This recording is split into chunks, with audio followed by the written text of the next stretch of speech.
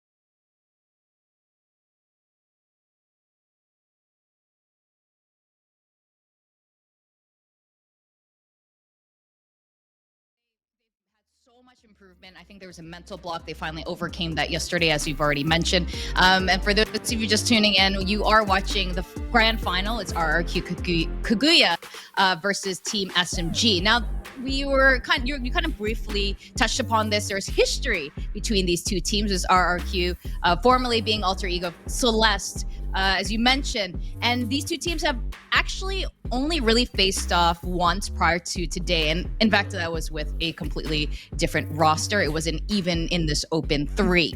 How impactful do you think this change, the switch from Maneri having joined SMG? I mean, I guess it's a little bit obvious in the results here, but is this something that RRQ can overcome?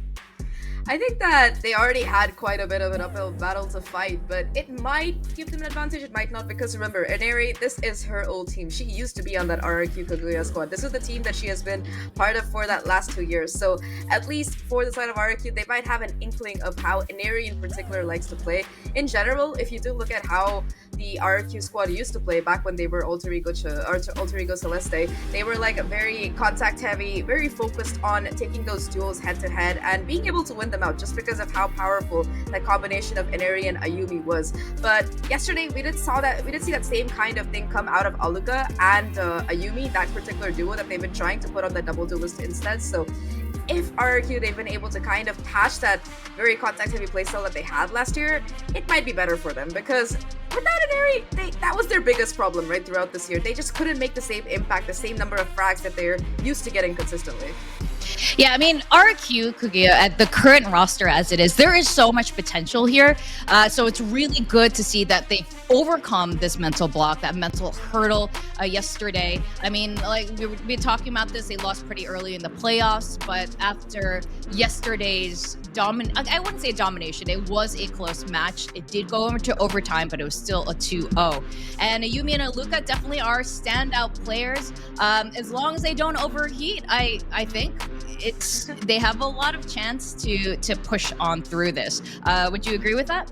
Of course, Ayumi and Aluka, I'm glad you brought them up because Aluka in particular, she has been incredible, really evolving into this flexible player for RRQ. Last year when she did join Alter Ego Celeste, she was kind of put into that controller role, but this year she's back on what she feels comfortable doing, which is that duelist. So definitely that additional bit of firepower that Kaguya desperately needed after Ineri left. But also this entire team, right? They're slowly but surely turning more and more well-rounded. Best in particular, we saw her on that controller role, really, really good at just being that pesky little site anchor and phenomenal utility usage. So for our RRQ Kaguya, they've gotten better at gotten better at their utility and combining it with how they want to push. But you know, we can build up almost every single team coming to the grand finals, and it's just that SMG, statistically at least, they are so far ahead of rest of APAC, at least at this juncture. They have only dropped 3 maps this year, Victoria. 3 maps. It's incredible. I don't even think we've seen other teams play like this in other leagues and throughout VCT. This is a cream of the crop roster, especially when you get this trio, Alexi, Ineri, and Kohaibi, being on the same team. And there's so much tactical FPS experience in the pro play leagues for all of these ladies. And what is it going to take to take this team down? Or perhaps no one will ever take this team down. I mean, I think it's definitely going to be a very, very tough job, if at all possible, to take this team down. I'm going to be honest here. They're just so good. Like you mentioned, the cream of the crop. Kohaibi, of course, very, very well-known name. She's always been that frontliner for the original SMG for the last 2 years. But of course, Ineri also needs no introduction. Shirazi, one of those really heavy hitters. And that's the thing, right? This full SMG roster, we haven't really been seeing them for most of the tournament because Shirazi, she had that arm injury. She wasn't playing for all of the games except for the one yesterday in that upper final, which went very, very quickly. I think it was like 13-3 or something along those lines. So the fact is that every single player on this team, they are just ready to hit and if they do find themselves in a clutch situation, right? How many times have we seen this team overcome the disadvantage that they had? If it's a 1v3 or a 1v4, or it doesn't matter, they just manage to sweep through. So they're feeling the confidence, they have the momentum, and for RRQ to break that, they're gonna have to be extremely methodical about how they play, because they have the firepower, at least on some level. But strat-wise, at least, SMG, even if you don't see them utilizing it too much, they just seem to have a whole new book open. Now, let's talk about our key players here that we want to have a look at. Kaguy, she's been kind of in and out as an IGL for SMG here, and her firepower is incredible. And we're also looking at Napski. Tell us more about these ladies and why these two are the key players we want to look at.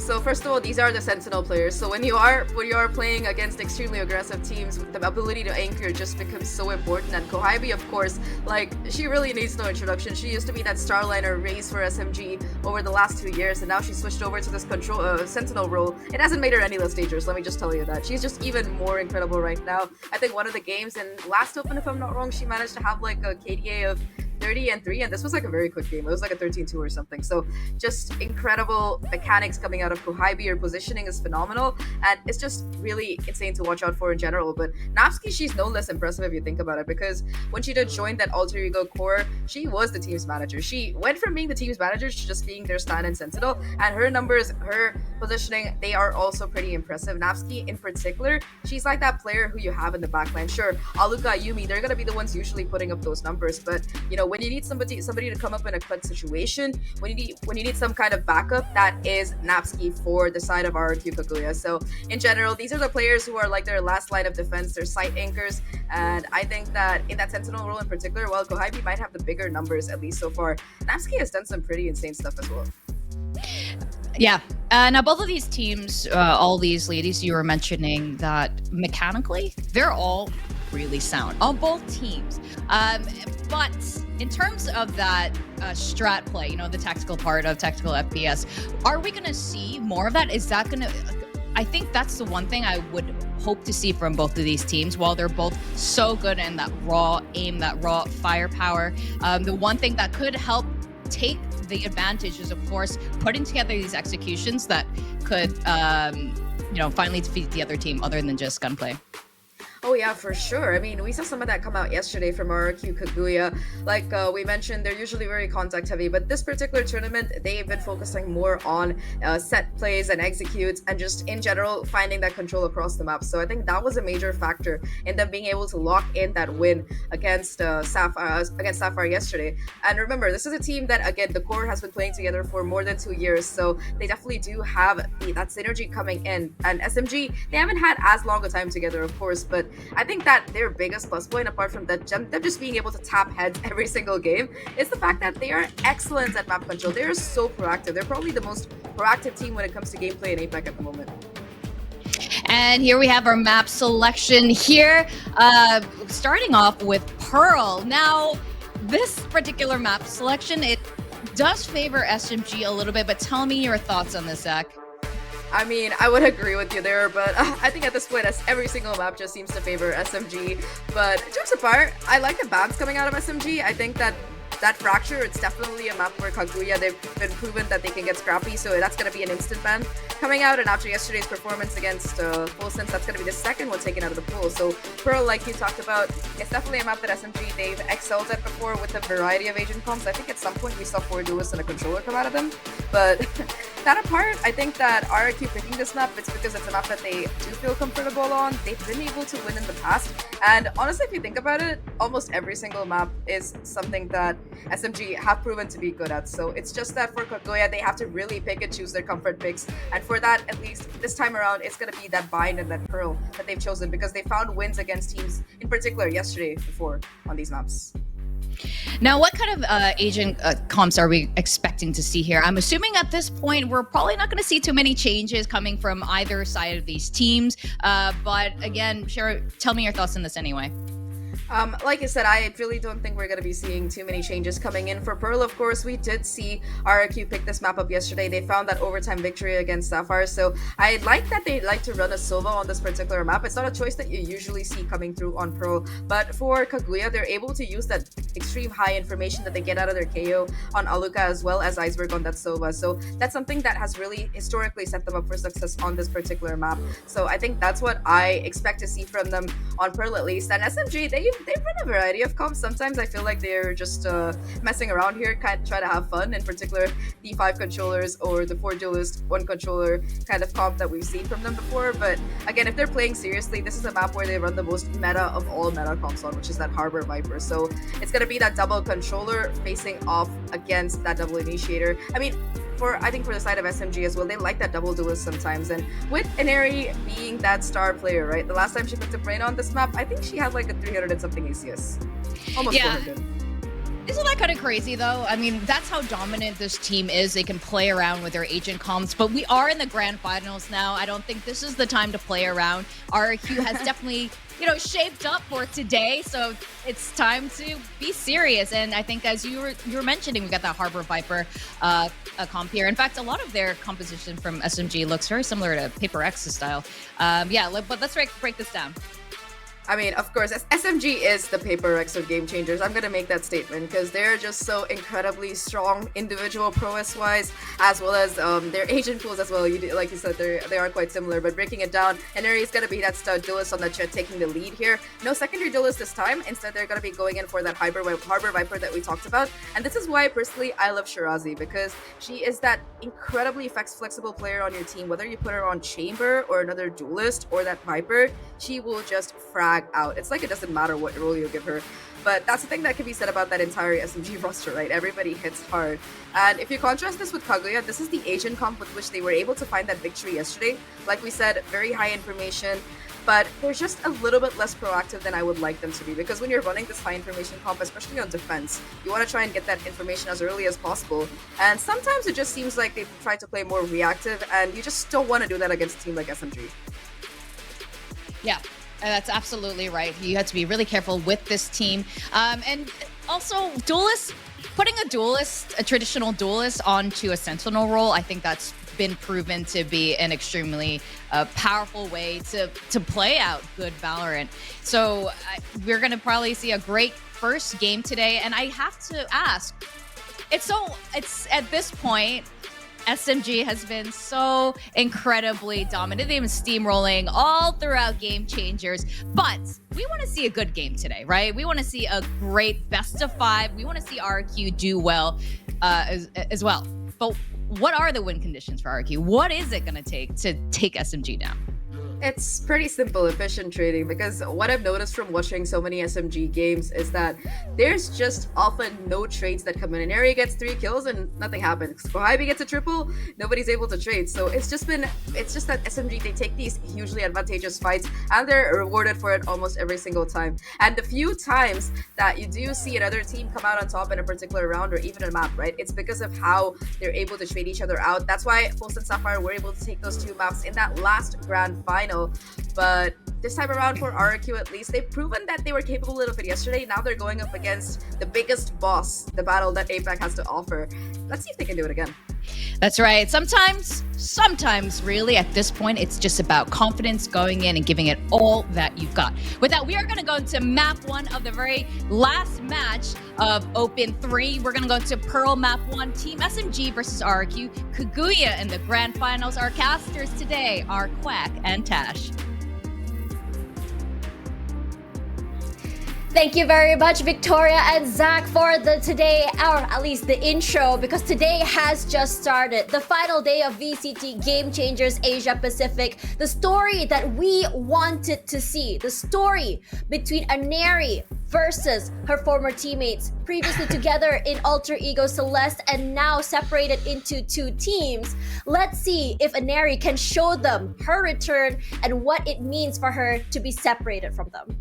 I mean, it's just huge. Again, I mean, she's proven so many times already, Tash, throughout the whole Open. I mean, we've seen it before already, how strong Inari is. It's clear that Inari is, a cut above the rest, and along with SMG as well, the firepower that they have. It's more important for RRQ to step up today, because especially with the map picks that we have, I mean, it's going to be tough. It's going to be tricky. And if you don't have the efficient trading like what Zach was talking about, you're going to be in for a rough ride. RRQ Kaguya needs to take this map home. On top of needing to take this map home, previously when they were playing together as AECL, their spot to champions, to worlds last year in Berlin was taken away in a blink of the eye by previously known X10 Sapphire, now Full Sense Sapphire. Another big obstacle stands in their way, and that is going to be Team SMG.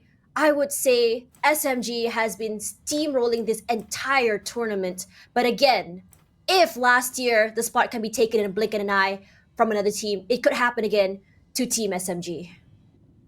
Yeah, and that's the thing. I mean, if you are well prepared enough, if you have the right reads, have the right plays, anything can happen. And that's why we'll never, ever count out any of the teams that are playing right now. But the main thing is, you know, kind of like what Zach was talking about, a lot of this comes down to, you know, the mental game that goes on. SMG are just that confident. If you let them go off, if you let Alexi, like yesterday, or Neri pop off, it's just going to be multi-kills on top of multi-kills. We need someone to come in with those set plays, set plans to kind of counteract SMG's aggression. That said, though, we are having RRQ start out on the attacking side, and it's going to be a little bit tricky, Tash. Remember what we saw from yesterday against Full Sense Sapphire? It was Baby TZ on this map, and she was popping off with all her Killjoy utilities, and that's why my eyes are going to be trained on Kohybe, at least for the start. Yeah, Kohybe has been amazing as a Sentinel, but the last time they played this map, I mean before they played in yesterday, Kohybe was the chamber and they swapped over to the Killjoy. We did see a lot of that value come out from her watching the flank, and her lurks have been phenomenal. She has been getting those timings perfectly against the enemy team. She catches Iceberg, she catches Nabsky, she catches Bess in the midst of rotations in between the middle side of the area, the link area per se.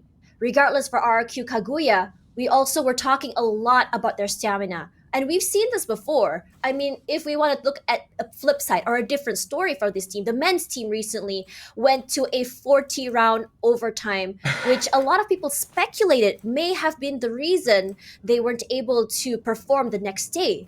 But for RRQ Kaguya, they have the fire, and this is what they wanted since last year. This is the moment they've been waiting for. Yeah, and it all comes down to this. It also comes down to how you start out the first map, right, Tash? Kind of like what you're talking about. Sometimes it's the overtime. Sometimes it's the momentum that you get to carry forward. And games can run really long. Tech pauses can run really long, too. Yesterday's tech pauses were long, and I think it's happening today. So I had speculated that the tech pauses was because of Nico, or Black and Blue, because it seemed like it was all him. But today, since the tech pauses are still going, I am inclined to believe that it might be a Quack thing. Wow. Yeah, maybe actually, because it happens when I come in, and then when you talk about it, the tech pause goes away. Well, let's see, it's happening right now. But coming back into the game, I think for RRQ Kaguya, they learned a lot yesterday from their long game. They played Pearl twice, and the question now is what they have learned from the last matches. And starting things off, we already have RRQ kind of exploring this middle ground. Shirazi's on the other side waiting to receive contact. Ooh, what a flash, and it enables Ayumi for that first pick. And quickly, they're gonna pass through Link as Ayumi rushing forward for 2. Huge start. And on to the other side, the rest of SMG just trying to figure out where they're trying to approach to. It's going to be the A side, but that said, Camu's only able to get 1. So Kohybe's not going to have to play against the whole world. Different sort of, I would say, momentum coming through, but Kohybe gets 1 already. As the other members of RRQ run toward main, that is where they're going to be playing. This is going to be very, very hard for her to get those picks, but don't cut her out quite yet. We've seen a 1v3 from her. We can hear those utilities popping. Just to delay and buy some time, she clears out Art. Possibly has the confirmation that everyone is on main. Does not check the corner to the right. She does! But goes down eventually to Napsky.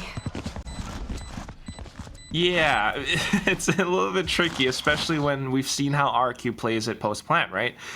Compared to yesterday, it's always going to be that off-site hold, and that's what they get to do because they have some of these post-plant lineups with the agent composition that they have, right? They got Iceberg on the Sova and everyone else coming in along with it as well. Bess on the Astra, which is very useful to keep people off of spikes. But the main thing is just not having the numbers with how RRQ went through with destruction all the way from mid through to connector, through to A site. So SMG, not the great start, but great for RRQ. They need these pistols. And RRQ, a team that tends to play very well when the momentum is on their side. RRQ, when their confidence is in check, they do extremely well. We've seen moments where when their confidence starts to shake, Ayumi starts to play on her own, and let's hope that today isn't going to be an issue, because when teamwork comes into play, I think RRQ has some of the best. Yeah, we're looking for it. Going in with the execute now, it's just going to be gunplay. SMG trying to block it off with as many smokes as possible. The cascade comes out, but that said, RRQ, Ayumi, when she's online like this, Tash, I think the round is over. Yeah, that's a very fast round coming through. And for RRQ, I mean, technically that was a round that they want to win. I mean, yesterday for RRQ, I noticed moments where they would lose round 2. And I think if anything, RRQ wants to try and stack as many rounds as possible. But round 3 is when things get a bit sketchy because the rifles are now into play for SMG.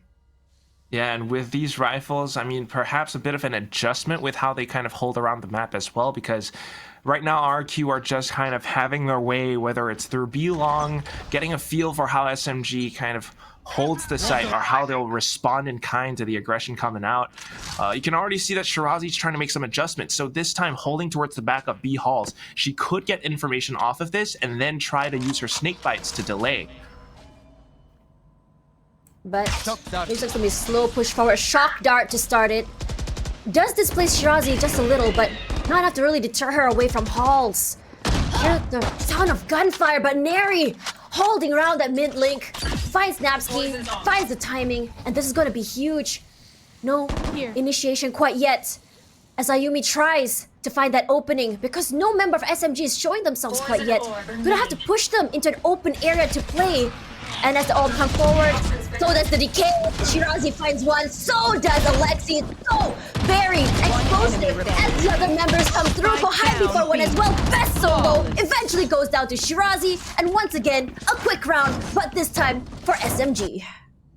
I mean, that's just how they hold. I talked about how they kind of adjusted their defensive positions. Shirazi playing towards back hall, that was the pivotal part, because as soon as she gets information, you could see on the mini-map that everyone else tried to come in through rotations just to hold around the site. And as long as Ayumi's trying to start off as that tip of the spear, SMG kind of gets that inkling, that information again, and everyone already knows how to play off of it, just peeking out one by one, getting those frags coming through. They put up that roadblock. RRQ are going to have to adjust this round. And adjustments is what we're going to be seeing. They left the spike all the way on main. Thankfully, Shirazi doesn't get tagged by the knife, but will slowly move away from halls. Look at the utility on the mid area. Yeah, just kind of getting information and blocking off, because remember on the pistol round, that's what RQ did before. But right now, Ayumi having that presence towards B-Long as again, it's what we've seen before. If she gets a pick, the whole team rotates over. It's going to be a B push. So Shirazi just playing it super far back is a safe choice. But then you still have RRQ slowly making their way through Art.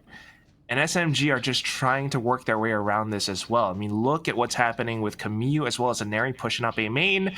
There might be a fight coming soon. Yeah, looks like it's happening right now as Bess, huge with a big contact alongside Napski.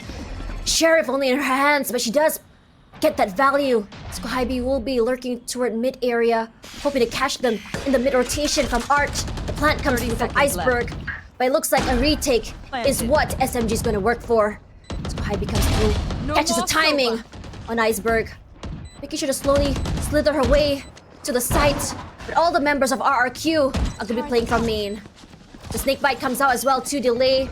A nice little tap just to bait out those utilities. Here comes the fragment as well. Luca eating a lot of damage from Shirazi, snakebite, and Lexi will pick up Napski. Does go down to Ayumi. Kaguy there for the trade. With just one member left to worry about. Bess, can she do some damage at least? Yes, she does. As Shirazi brings it back, but this is a very close round. Yeah, definitely close, but again, I mean, SMG having a good read for how RRQ holds the post plants offsite, they start to push in towards A main. They start to try to make sure that RRQ are going to have a tough time contesting for this one spot. So I kind of like that, you know, Inari as well as Kaguy tried to contest for this A main hold, but then they got taken out. What happens towards the end of it, though, is the firefight that comes through. Kohabi along with Shirazi throwing their bodies just to make sure that RRQ is going to have a tough time trying to hold from this spot.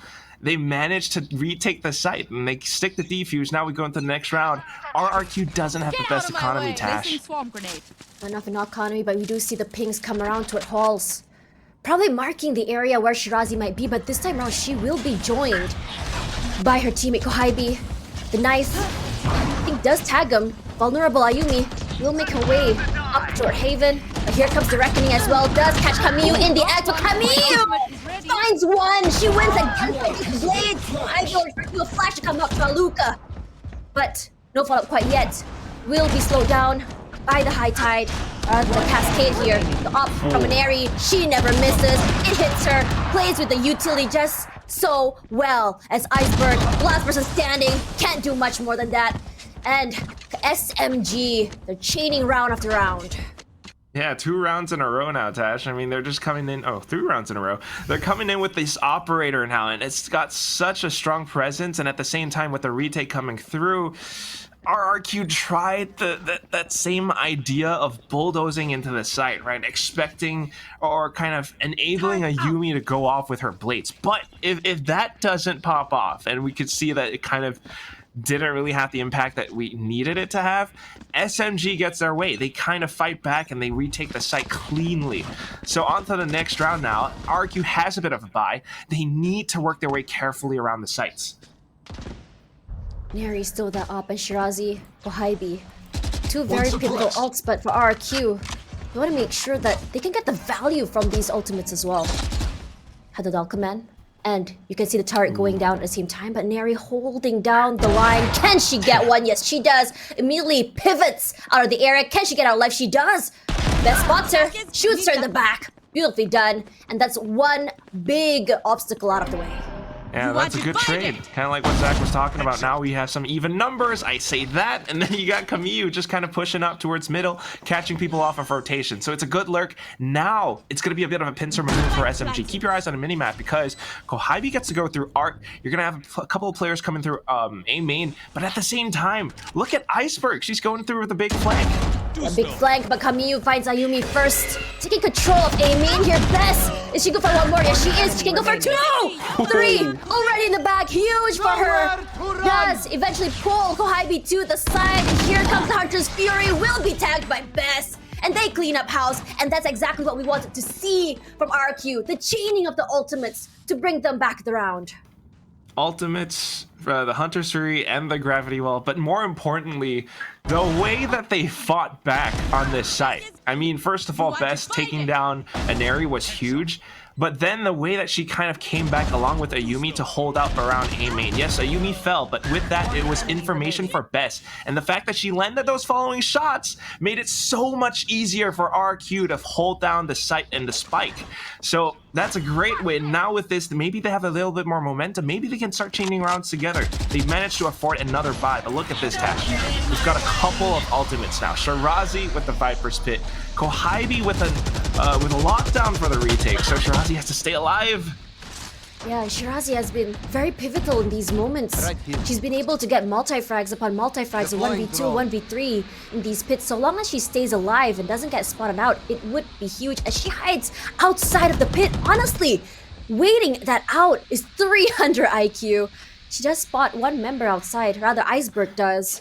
Yeah, but So look for at now- the minimap at the same time, Tash. RRQ, they're trying to get a feel for this. Maybe they're preparing for a set play. There is a null command and Natsuki's lockdown that they can work off of, but SMG are making moves as well. I mean, they were hovering around B-Link. I guess now they're just going to commit on towards the site. We've got lockdown for lockdown trades. Yeah, and yeah, they have detains as well. All around us, everyone will be coming through here. Janari, unfortunately, will be whiffing her knives. Plant goes down. Zayumi is going to be detained, but the null command comes through. Gonna be disabling all of their ultimates. Kohybe does find Vest eventually. Ayumi, she is gonna bet getting one at the very least, alongside Luca, Kamyu, Alexi, Shirazi, get one each. Not much more they can do here. Well, it was a good start for RRQ, but SMG just know how to respond, how to answer. Yeah, and it comes through with the trades again. I mean, it's just clean fundamentals and understanding how to play off of your teammates, how to position yourself for the best retake possible. And in all that chaos, I mean, we had like 3 ultimates being used in that round. It was expensive for RRQ, so unfortunately the value was not quite found, Tash, and that's the thing that hurts the most. So much was spent, they tried to make their way in, they managed to get the spike down, but that was about it. And now you've got Inari back on that operator, Kamyu on the Reckoning, Alexi on her Seekers. It's going to be a tough round for RRQ unless they can find some opening picks. Honestly, I've been really excited to see Ayumi versus Inari. Oh. I feel like it's like the battle of the ancients, right? Between these You got two. a point. Yeah. So seeing them both on the jets, running the operators, it's just going to be huge, but it's going to be Kohybe. She changes her mind about pushing out. Yeah, it's this read from SMG again. They kind of got a sense that it's going to be this mid presence because Inari pushed all the way up B long. So at process of deduction, now they send the Reckoning out. It's going to be what a flashes flash. that come through though. RRQ are pushing in. Yeah, it was huge. Knocks out Kamyu, knocks out Kohybe, the 2 massive players that allows them quick entry onto the site. Shirazi will be pushed out of the site, but will be playing off those Seekers, will be limited, but they do know there's at least 3 there, at the very least. As Iceberg, kind of low, but Ayumi holding all the way back in secret, changes her mind here. But for SMG, the 3 girls, they're playing so very separated. Not too much of a situation where they can get these crossfires, but confidence is key for Inari. Napski finds Shirazi as Iceberg still holding his spike, does not check. Will be eating a lot of chip damage from the Nano Swarm, but surprise, surprise for Iceberg on the side, the anchor that keeps it together. Very well played, RRQ, in a round where they kind of didn't quite have the ultimates to work with. In fact, SMG spent theirs. RRQ managed to hold it, and it all starts with this push outside of Art. You have the pop flash coming through with assists from Alka, Yumi to lead the charge, and then she pushes deeper in through Secret. That bought a little bit of time and information for the rest of her team to work around the spike plant. So although SMG tried to retake, when it came down to it, Iceberg came in and crashed onto all of them. Next round, and it's gonna be an SMG save. This is back and forth, Tash. But we've seen some really insane thrifties from SMG as well. But if RRQ can bring this and chain these, this can be like a huge lead for them as they move into defense. And I feel like since yesterday, when we saw them play, they tend to thrive on the defensive side as Bess slowly making her way through mid. And for RRQ, this mid area, taking it and giving them access to site has been very pivotal for them. Now we're going back towards mid again. SMG needing to play conservative, right, because of their current buys. But that's the thing, RRQ having the confidence now, slowly going in. It's going to be tough, but Alexi fires a shot through the Cloudburst anyway. Oh, that's huge. Finds Iceberg. That's their initiator out of the way, but they do manage to get the site. Aluka with the plant, and Ayumi once again. We know that she can be very, very hot-headed. When she's hot, she goes all the way. She takes up space. But the question of overheat, I'm really hoping it's not gonna be happening as Kamyu get those insane taps coming forward, but will be traded out. Napski finds for Kamyu, but so does Shirazi. Clears out one of the heavy hitters. Ayumi, Napski, a 2 versus 2. There is one rifle for them, but the taps from Kohybe makes a statement that's just way stronger than a rifle. Look at their HP, Tash. So This low. is crazy. 5 and 3, and they still managed to turn this round around. I mean, I didn't believe it when you first said it. I really thought that RQ had it in the bag, but SMG off of some of these, I don't want to say lucky, but you know, pop shots through the smoke, right? They managed to take a couple of players down, and then Kamyu coming up front. They thin the herd. down to a 2-on-2. Kohibi just playing it reserved. She spotted out the barrel first and then managed to kind of recenter her crosshair.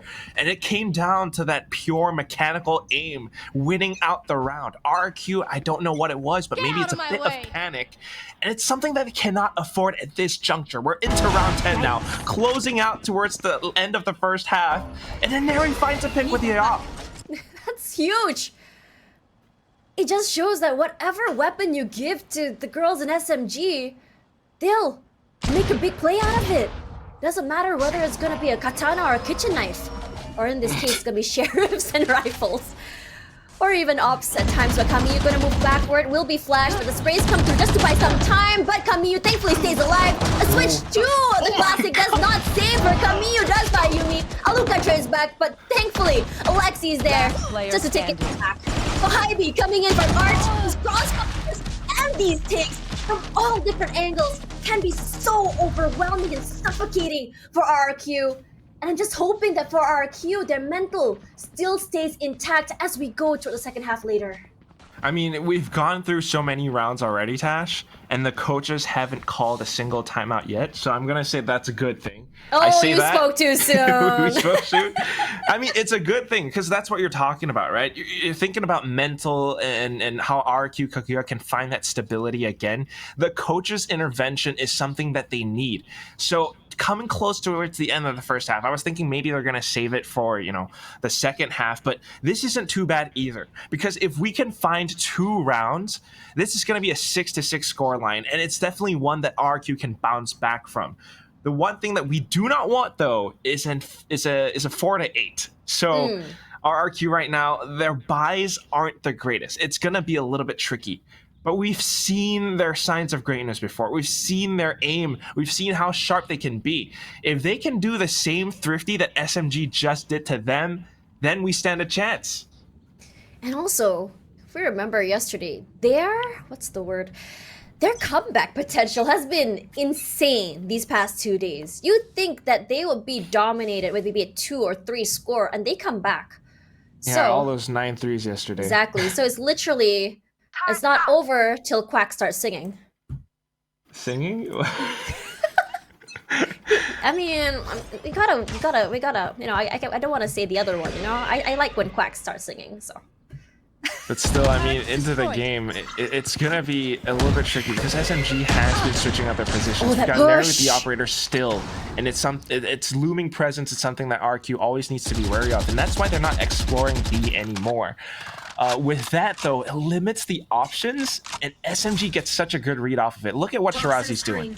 She's already positioned with her teammates around Art, and that effectively puts up so much pressure around the A site. RQ are going to have a tough time trying to break through this spot.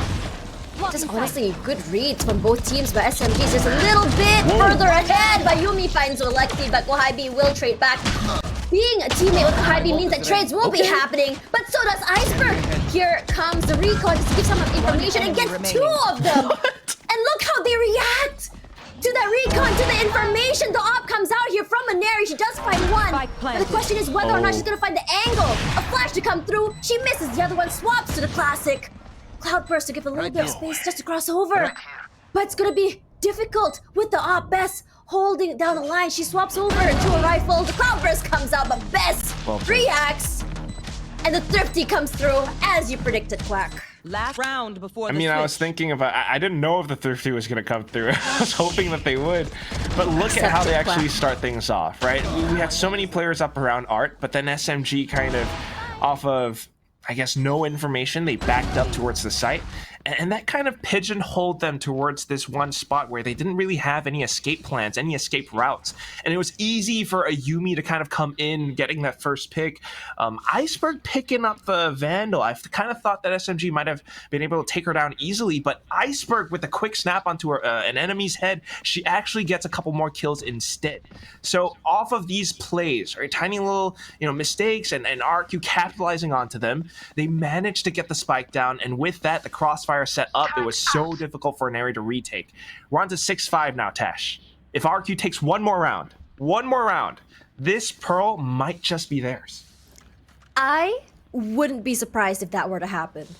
Because on top of, I mean, I am just still in awe at how RRQ Kaguya quickly reacted. That just one recon. You start to see that panic from SMG trying to quickly get rid of that recon, but they weren't able to in time. And quickly, the crossfires from 2 angles, they couldn't do anything about that.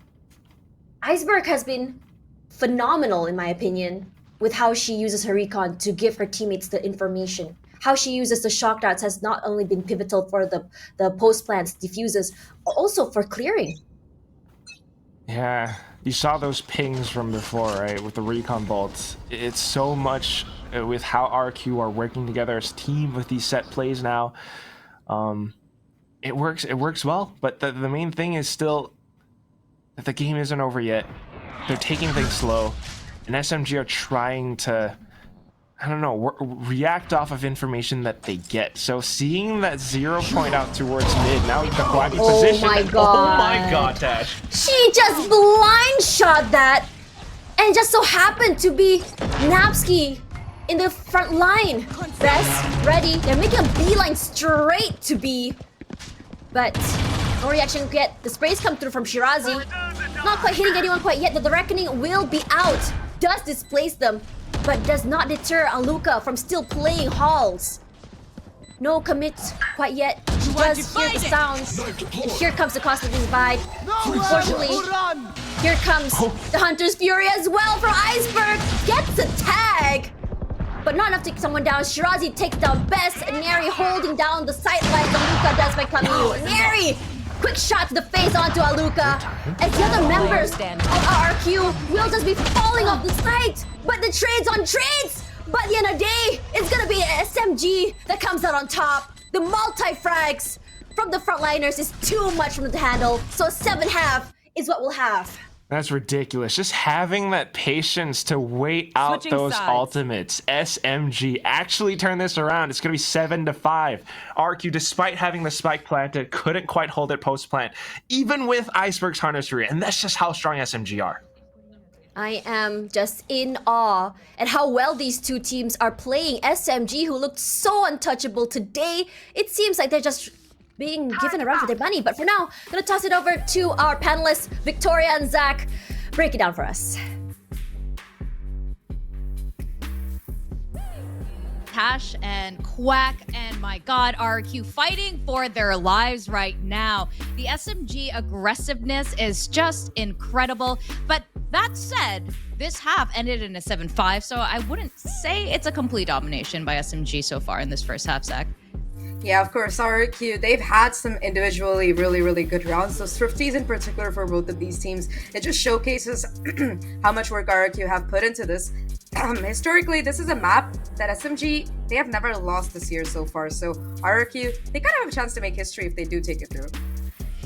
Yeah, that's right. And look, what I think right now, we were talking a bit about that confidence right now, and we just see so much of that coming from SMG. They know they're good. They know they get those shots, and they know if they wait for that timing, they're going to execute, they're going to go in and just get and retake the site. So RRQ, overcoming that mental block is going to be really important going to the second half, I think. But what are we expecting now that they're switching sides? I'm actually a little bit scared for RRQ because SMG, they're just a little bit, in my opinion, better on attack than defense, especially on Pearl. They tend to get super aggressive, but also they're very careful about their trading potential. I think one of RRQ's biggest strengths on this attacking side was that they were able to kind of trade each other out. Best in particular was phenomenal, but on defense, they're going to be more scattered, so it might be a little bit more difficult for them, especially against the damage that a player like Inari can do. That's right. Well, we are going to have to go back to this game into the second half of Pearl over to our casters now, Quack and Tash. Thank you very much, Zach and Victoria, for that. But Quack, I also want to hear from you. What are you expecting the second half?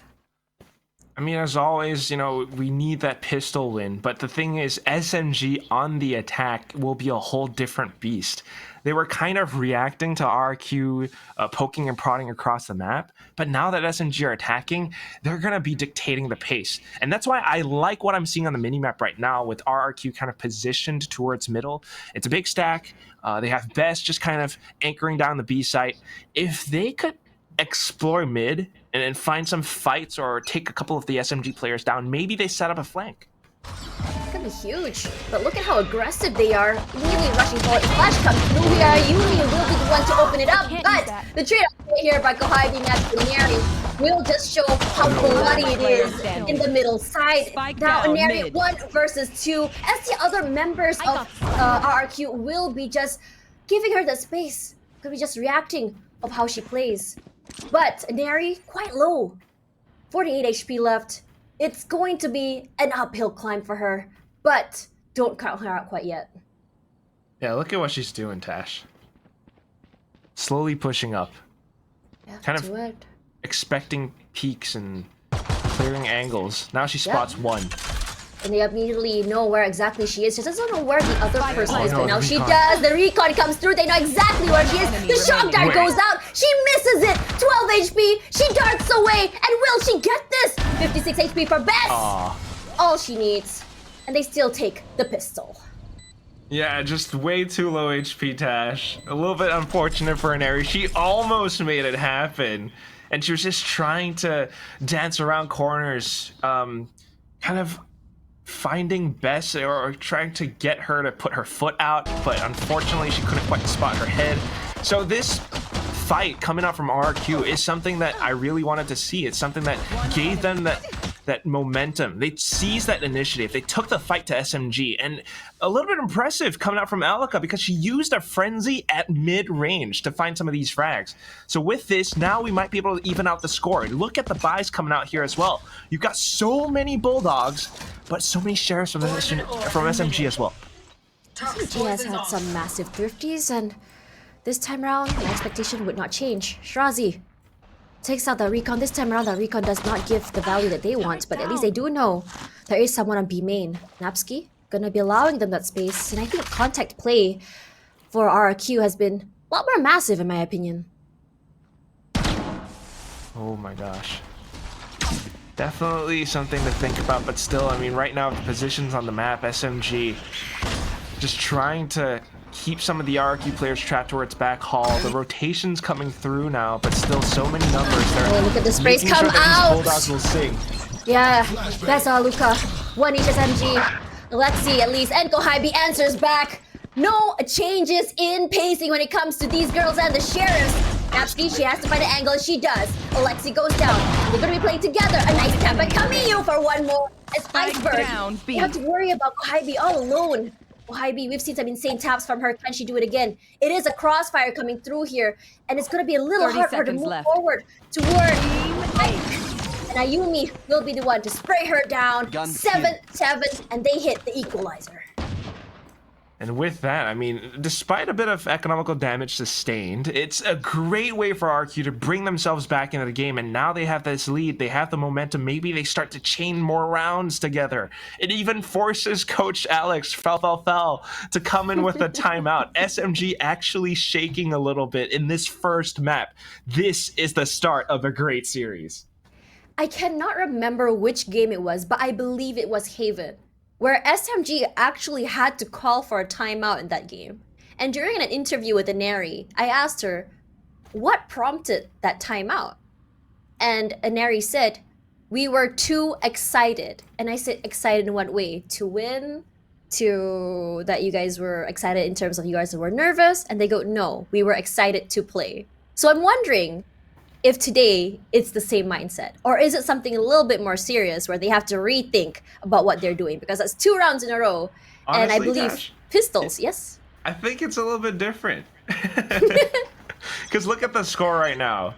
I mean, this is serious. We're in the grand finals, and you want to have the best start possible. You win this map, which is, by the way, RQ's map pick, and you get to go into your next map, basically, potentially securing a 2-0 lead in terms of the overall map series, right? And that's what SMG really needs. That's why this timeout is being called, because if they can plan for the next several rounds, if they can start winning some links together, it's going to be much tougher for RQ to come back. So that's why they're calling out a timeout. They're coming in with a secure game plan of pushing down mid. This is interesting. And looks like the flash comes out, and Kohibi, teammate turret will be going down as Ayumi will be pushing up for more space. This is something Ayumi likes to do, and that's just confidence in my opinion. Speaking of confidence, No confidence by SMG to actually push out this door will be deterred by two different utilities. Yeah, not so much coming out. It's a little bit of information for RQ, if anything, but the main thing is they don't quite have the firepower in this round. Bess needs to stay alive, and she's trying to stall for as long as possible with her stars. This blocks off so much vision, but SMG doesn't care anyway. They're going in. Ooh, look at that push. They do not care, and they're just going to be rushing out forward. And SMG, when they're feeling good, they rush up through. But a slower pace when it comes to this retakes is what RRQ wants to do. Iceberg using a truck dart just to really chip down the HP. The plant does go down, completely barely chipped.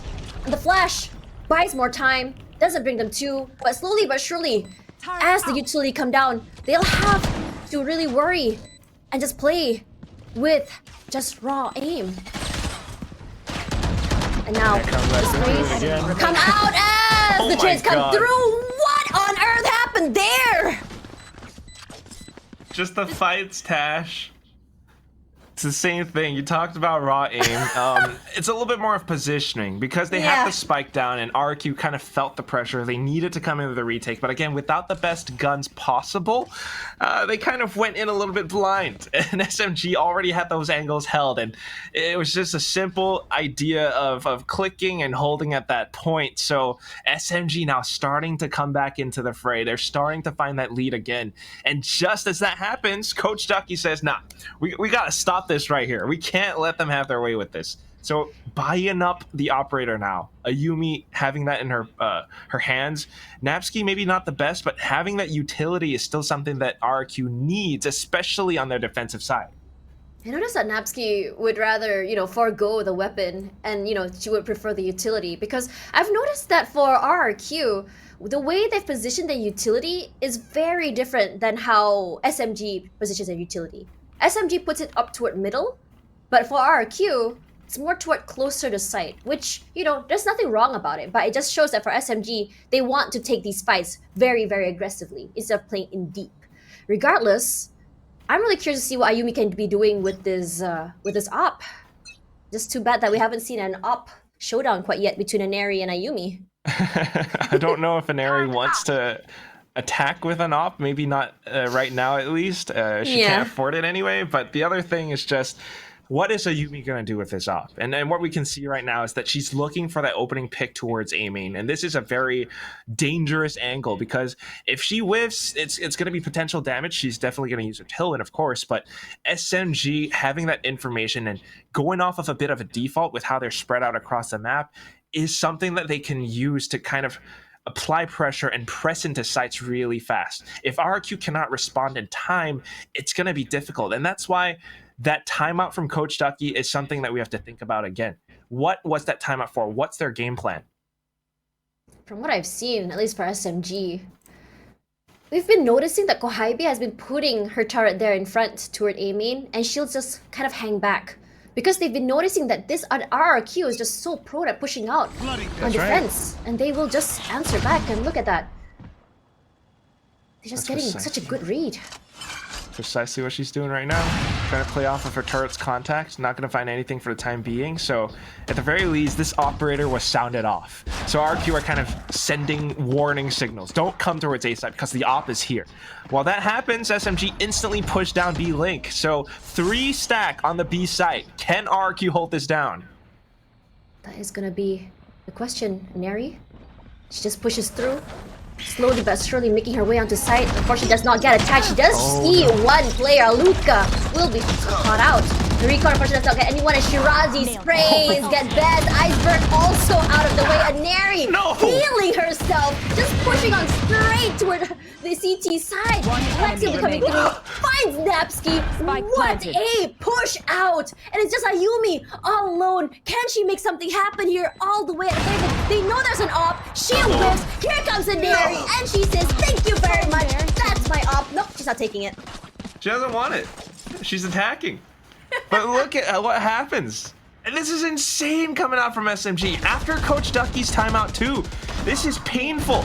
I mean, watch how they actually manage to take these fights. Inari having that sense to kind of push out of certain smokes and creating that chaos on the site. It was difficult because RRQ didn't expect her to have already gone out of B-Link. Apart from that, she finds those tracer shots and with her calm aim actually tracks onto their heads. And at the same time, once she was done, Alexi came out. Now it's going to be RRQ without the best economy, and SMG are looking to bulldoze into the A site, Tash. And they know, they're confident. They have the weaponry, they have the buys. The cascade comes through, but no pushes quite yet. They're just waiting out these utils, and SMG ever so patient. That's what's so good. Here comes the fragment as well. Nearly takes down Inari, but here Reckoning as well will displace some of them. Kohabi pushing through, spots one out, nearly takes one out, but Napsky trades Napsky for two, just with the classic. A free gun does all that damage. Ayumi on the backside, and now SMG so displaced. Here comes Shirazi as well, finds Iceberg, and Ayumi moves over to the side. Null command, or just comes out here as Kamyu pushes out alongside Shirazi and Alexi. A three-way point just to clear out Secret, and is looking so very dominant. And SMG, they are starting to bulldoze. I mean, just in that round at least, because it was an eco from RRQ, so they had the confidence, they knew what they could do, and that's why they weren't really scared to push into the side, Tash. However, the one thing that we weren't quite expecting, which was nice, was Napsky holding around Art stairs. That one position, being that close and personal with her classic, those right clicks took 2 heads off of SMG. If only there were more of that, but then the rest of them trying to go for some linear duels, it was tough. Now we've got the buys though, and they're pushing out mid. Kohabi slowly but surely, she's gonna be holding down this angle. So if Ayumi were to push out, if she were to disrespect, she will be punished. Not happening. Dash, gone. Neri as well. You can see a lot of respect coming in from these two teams. But the cut of noise, no information? SMG? Starting to really wonder, where exactly could the other members of RRQ be? Yeah, just kind of getting a feel for it. But the main thing is, if you keep your eyes on the mini-map, Kohabi with that lurk. She's trying to make sure that, you know, as her team pushes in towards B along with the Seekers, she might be able to catch a couple of players off the rotation. If not, it's going to be a big flank. So it's important for RRQ to hold the site, but unfortunately it's not going to happen. Yeah, because Bez will be going down, but Iceberg does answer back. Finds Shirazi as she drops the pit. This is not looking good for SMG. Alexi does answer at least. Finds a Luca. And now it's a 2 versus 3. We've seen insane clutches before. We've seen man disadvantages for both teams, but Napsky with the lockdown. What is going to be SMG's answer? And looks like it's going to be rushing off the site. Not a lot of time. So either they beeline it straight to A, or they wait out. That lockdown, it looks like it's gonna be a full rotation. No, it's not, it's a fake! Straight into B! Gets on the site. But where are the other members? Not planted for long. Here comes the Hunter's Fury, but denies the plant. Time is out! And Kohabi does find Ayumi! Round win! And it was just way too close for comfort.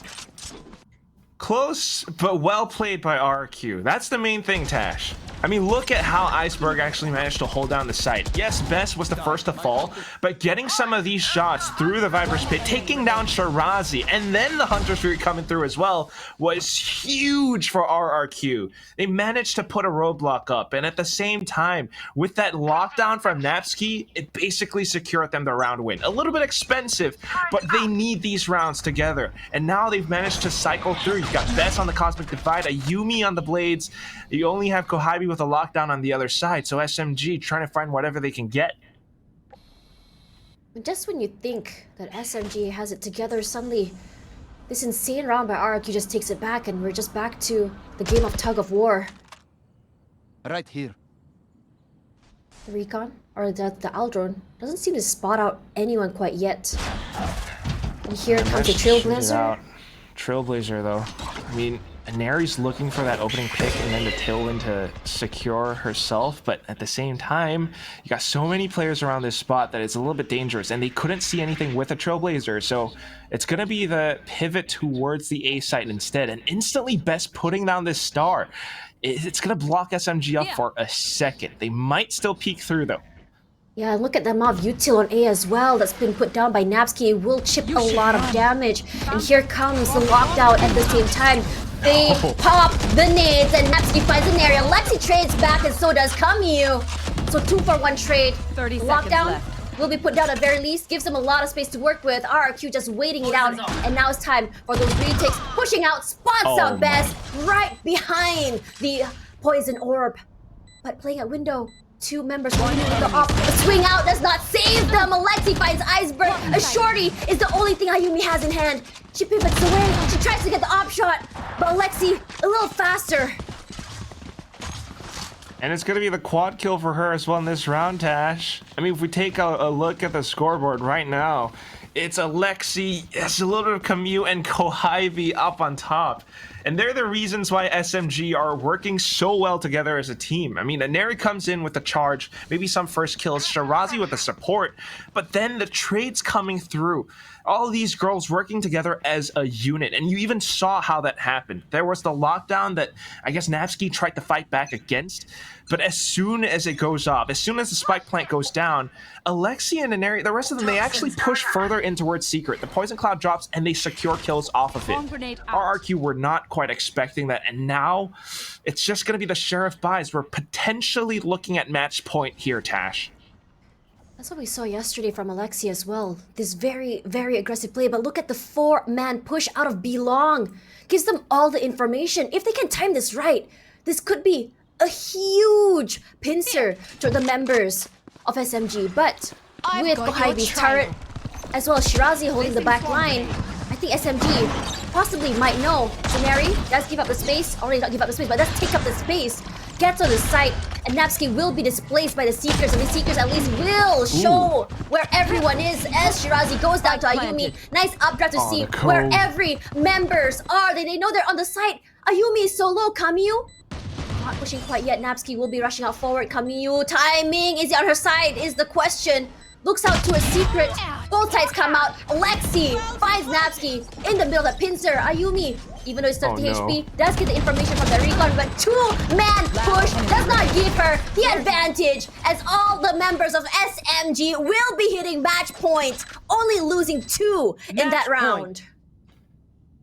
It's a great start. I mean, RRQ, Ayumi coming in from the back, they tried to make some things happen, but man, Tash, it's a real feels bad moment when SMG just has everything going right for them, despite the ultimates, despite the ideas coming out from RRQ. You love to see some of these creative pushes, right? But at the same time, SMG just have such strong fundamentals. Even with the way that they pushed that nebula that Ayumi was hiding inside of, they did it together as a team. They timed that peak together. On to the last round now, potentially, a match point, right? And RRQ has a bit of a full buy. They're stacking up towards Art, but they hear this Trailblazer, and they're gonna have to go in to investigate. Yep, and the rush up forward here. Iceberg finds a Neri. Good hold, but she just left wounded. 5 HP. Is Alexi? Tries to scout out mid. Spots no one quite yet. Will be retreating for the time being with 3 on B long. Iceberg as well. Not too sure if she actually got the tag. Not quite. But they're still hovering around this spot. You do have the stack up towards B, and with a Neri gone, RQ stands a chance at really running down the rest of the players if they play their cards right. Iceberg is pretty low though, so they need to stay hidden. That knife just gave everything away, I believe. No movement quite yet, but you see Alexi slowly but surely. It's just making sure that no one is flanking from the backside. Get some info with the guiding light. Doesn't spot any, but it's gonna be a little hard to play explosively without Neri. 30 seconds left. Comes down to Alexi. And here comes the reckoning as well, and Shirazi finds that Viper, that snake bite, and Kohaibee pushes up straight to her. Ayumi moves out of the way. Best, does she know she's in halls? Yes, they do. Shirazi already for 3. She is the one finding these massive picks, and now it's all down to Napsky. 1 versus 4. Napsky versus the world.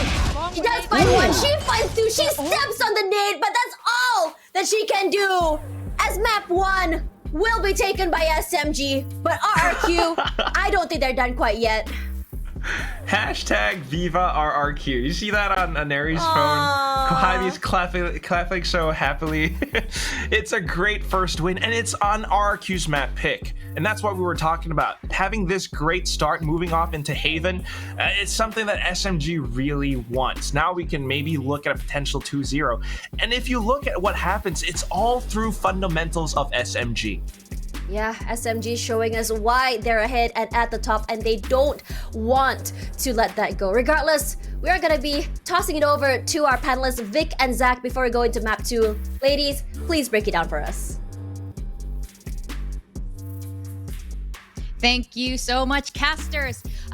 We do end map 1, RRQ's pick, Pearl, with SMG's win at a 13-8. And like our casters were saying, SMG's fundamentals are really just too strong. That said, we see some really good ideas coming out from RRQ and Napski and Bess, also really trying to hold that fort, doing their best to stop that full aggressive push coming in from SMG. Yeah, there was some nice solid utility coming out of both of these players. I think that on that attacking side, they were very good at controlling the map. In particular, Beth showed really good awareness of these flanks, you know, positioning, and overall just making sure that the rest of the team were well spaced for executes. And like you mentioned, Napski, in the second half in particular, she's been hitting some really nice shots. So even though RRQ lost this map, I'm very impressed by how they overall played together, because usually you do see one or two players for their side popping off and the rest of them just being maybe it's not their day, but today everyone's firing on all cylinders. That's right. You can really feel how seriously both of these teams are taking this grand finals right now, and we're only at map 1. Now on the SMG side, of course, Kohabi continues to pump out really impressive numbers. What else should we be looking at here? Kaguy, of course, the MVP. There's a reason why we picked Napski and Kaguy for our head to it, because they are the most impactful Sentinels that you'll see Baby TZ be running in that top 3, of course, depending on what day it is. But looking at the scoreboard, right, you do see that for SMG's side, all of them, they're going to be up there on that kill feed.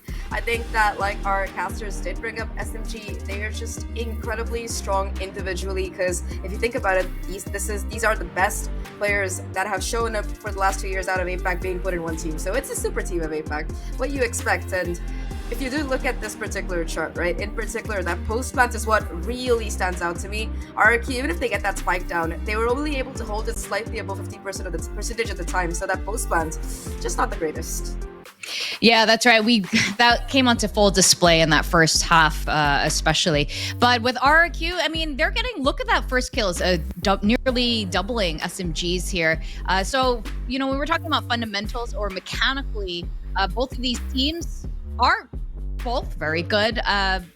I wouldn't say exactly on par, but RRQ definitely can keep up. I think the most important thing here is, again, that mental. If they can keep up that confidence to keep pushing through, we could go into at least one map win for RRQ. I think that is the case as well. Sorry, just agreeing with you on the map picks there. I mean, if you look at how this veto has shaped up, 3 out of the 5 maps SMG have lost before. They've only lost once, but they have lost before, so there is a chance. Yeah, and honestly, we do want to see this. I know a lot of, you know, Twitch and everyone on Twitter right now, just seeing SMG's track record. It's so hard sometimes to see how RRQ can overcome them in this game, but we saw glimpses of hope. We saw SMG take those timeouts, and even at the halfway mark, it was neck and neck oftentimes. So there is a chance going into map 2. What are some of your expectations? I think map 2 is going to be that Haven, so a map that both of these teams are pretty good at. My expectations from the side of RRQ is just better post-plant setup. Like, I know SMG likes to run it down. They don't really give you the time to set up, but RRQ, they just need to work on that particular fundamental a little bit. Like you mentioned in the first half, they could have done much better if they were able to kind of fix that going into this map number 2. And that's what I hope to see. I hope to see a better post-plant and, of course, some more insane shots coming out of Ayumi and Napski. And of course, our MVP was Kohabi. And we're going to go on a short break. When we come back, we're going to go into map 2. And we're hoping for another exciting matchup between RRQ, Kaguy, and Team SMG.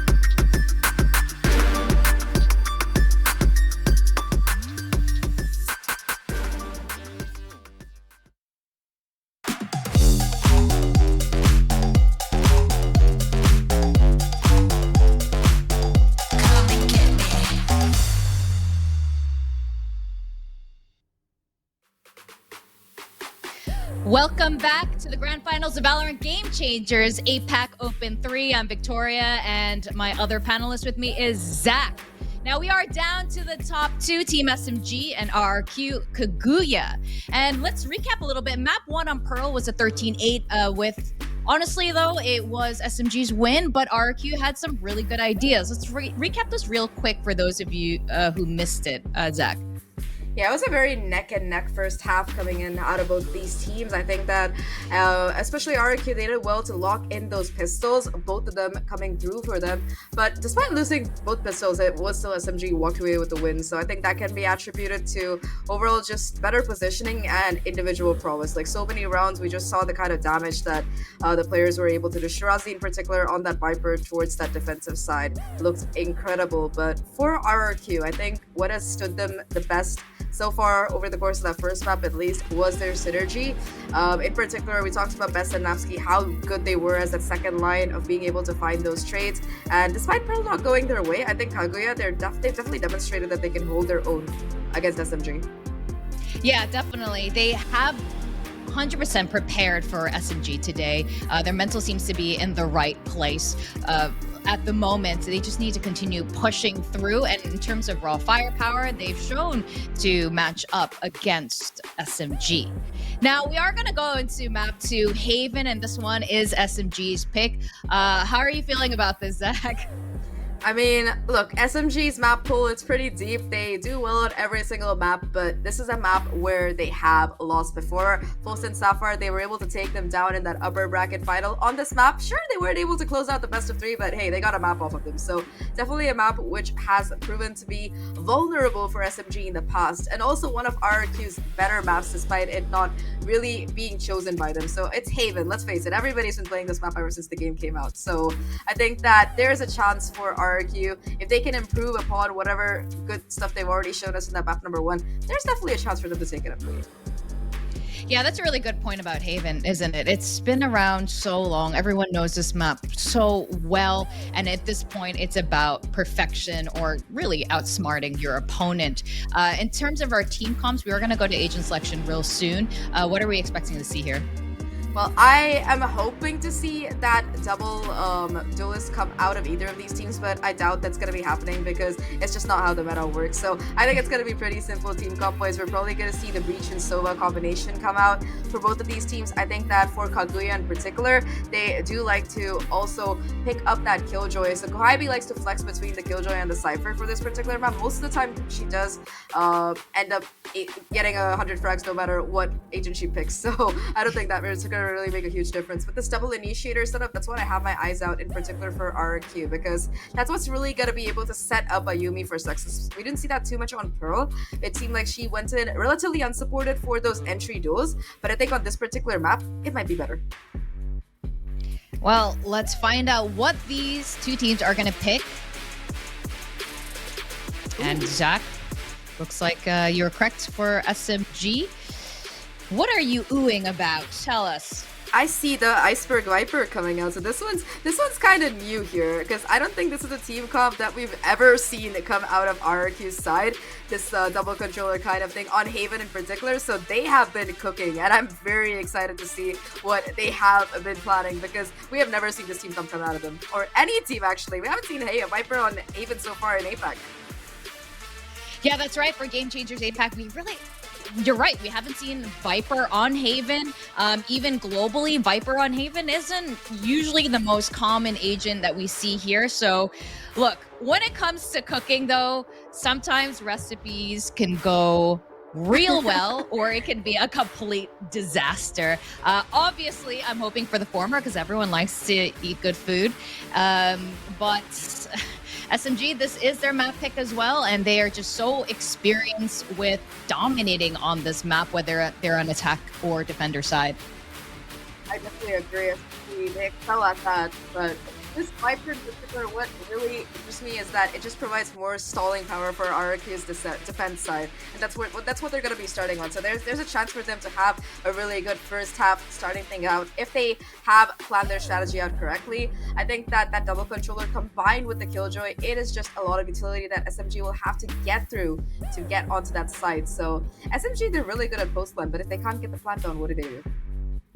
Yeah, that's right. So SMG is gonna see. It's gonna be up to them to see how they're gonna maneuver around this new team comp that they're presenting today. And you're absolutely right. I think on defense here with this double controller plus the Sentinel with Killjoy, it's gonna be pretty hard to penetrate on the attacker side. But we'll leave it to the fates to decide. We're gonna go up to our casters, Quack and Tash. Viper on Haven. That is something that I have not seen for a while. And Quack, what are you putting in there? I saw a bit of invisibles. We're cooking. We're cooking, Tash. What are we cooking? We're cooking agent composition, Tash. Okay, Quack, I want to hear from you. What do you think that they can get value from the Viper? How do you think they can do that? I mean, it's okay. It takes a lot of coordination, but it's a good idea. If you know how to cycle through your smokes together and you kind of control the map, maybe using the toxic screen, kind of like what Zach's talking about, right? You have a lot of options with that. You can kind of mentally condition your opponents with it. You can use the Omen to really set up great fights, especially as the Paranoia is such a strong initiating tool. But then you're also sacrificing your one agent slot for something else. So it kind of comes down to how you really play it out. And I don't know. It's very fun to watch. It's always fun to see something new. But I don't know. We've never seen this before from RRQ. I'm a little bit nervous if I'm being honest. Listen, we believe in Coach Ducky. And I'm sure my cousin, yes. Yes, your cousin, your blood relative. That apparently there's a lot of, for some reason, a lot of Duckies in this in the Valorant world, but there's only one Coach Ducky. And I am really curious what they have to offer. But at the same time, for SMG, you know what's really interesting?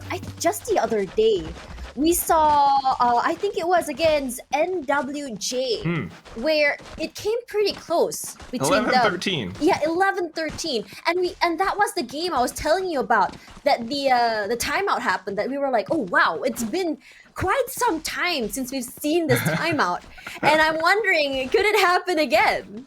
Maybe. I mean, it all depends on how the game really starts, right? But we're expecting this to be an SMG win. It's their map pick. And another interesting thing to note is that the last time RRQ played this was in the previous Open, Dash. It's been way long. They haven't played it once in this Open. So it's been a while. They're coming up with this new composition. They're already blocking off some of the SMG girls, but they just push in anyway. Exactly. They're not stopping. They're just rushing forward. But Iceberg punishes Inari for even disrespecting his setup. Shirazi finds two. As the other members of SMG comes out as well. It's like basically, do not enter my side. This choke is mine. And they take round one. And that's crazy. I mean, look at this play from Shirazi. Yes, the kills coming out. Yes, Inari dashed in. Kohibi picked up a couple. But it's like, this is what I mean by fundamentals, right? With SMG and the way that they really play together as a team. You have all of these smokes, these nebulas and stars across the site. And Shirazi, Kohibi, they actually make use of this to trade off of Inari, to surround the site. You've got one person pushing on towards the left, holding that kind of graffiti area. And as anyone from RRQ tries to push through, they're going to get taken out. So now to the next round, RRQ doesn't have the best buys. They're going to push out in mid a little bit with a guiding light. No information found, and they're banking to stack up on the A site. Is it going to work out, though? It's a bit of a gamble.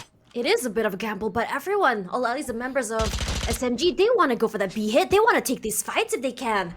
Napsky playing a bit more toward Link, but will be pushing up toward at least entrance. So, if they were to push in, that DK, well, it's just going to be easy pickings. I like this dark cover, though. You're talking about decay and it's good, but now we're just kind of cycling through our smokes. But look at SMG again! Oh my goodness, Inari! Straight up top! He finds one, clears out alongside the teammates, and from the backside as well! There's just no running away from this. Ayumi does pick up one, but you can't do much other than that. Okay. Loses two, so at least Alright. Rifle round next. Yeah, it's a little bit insane. Yeah, it's so quick. I'm just as shocked as you.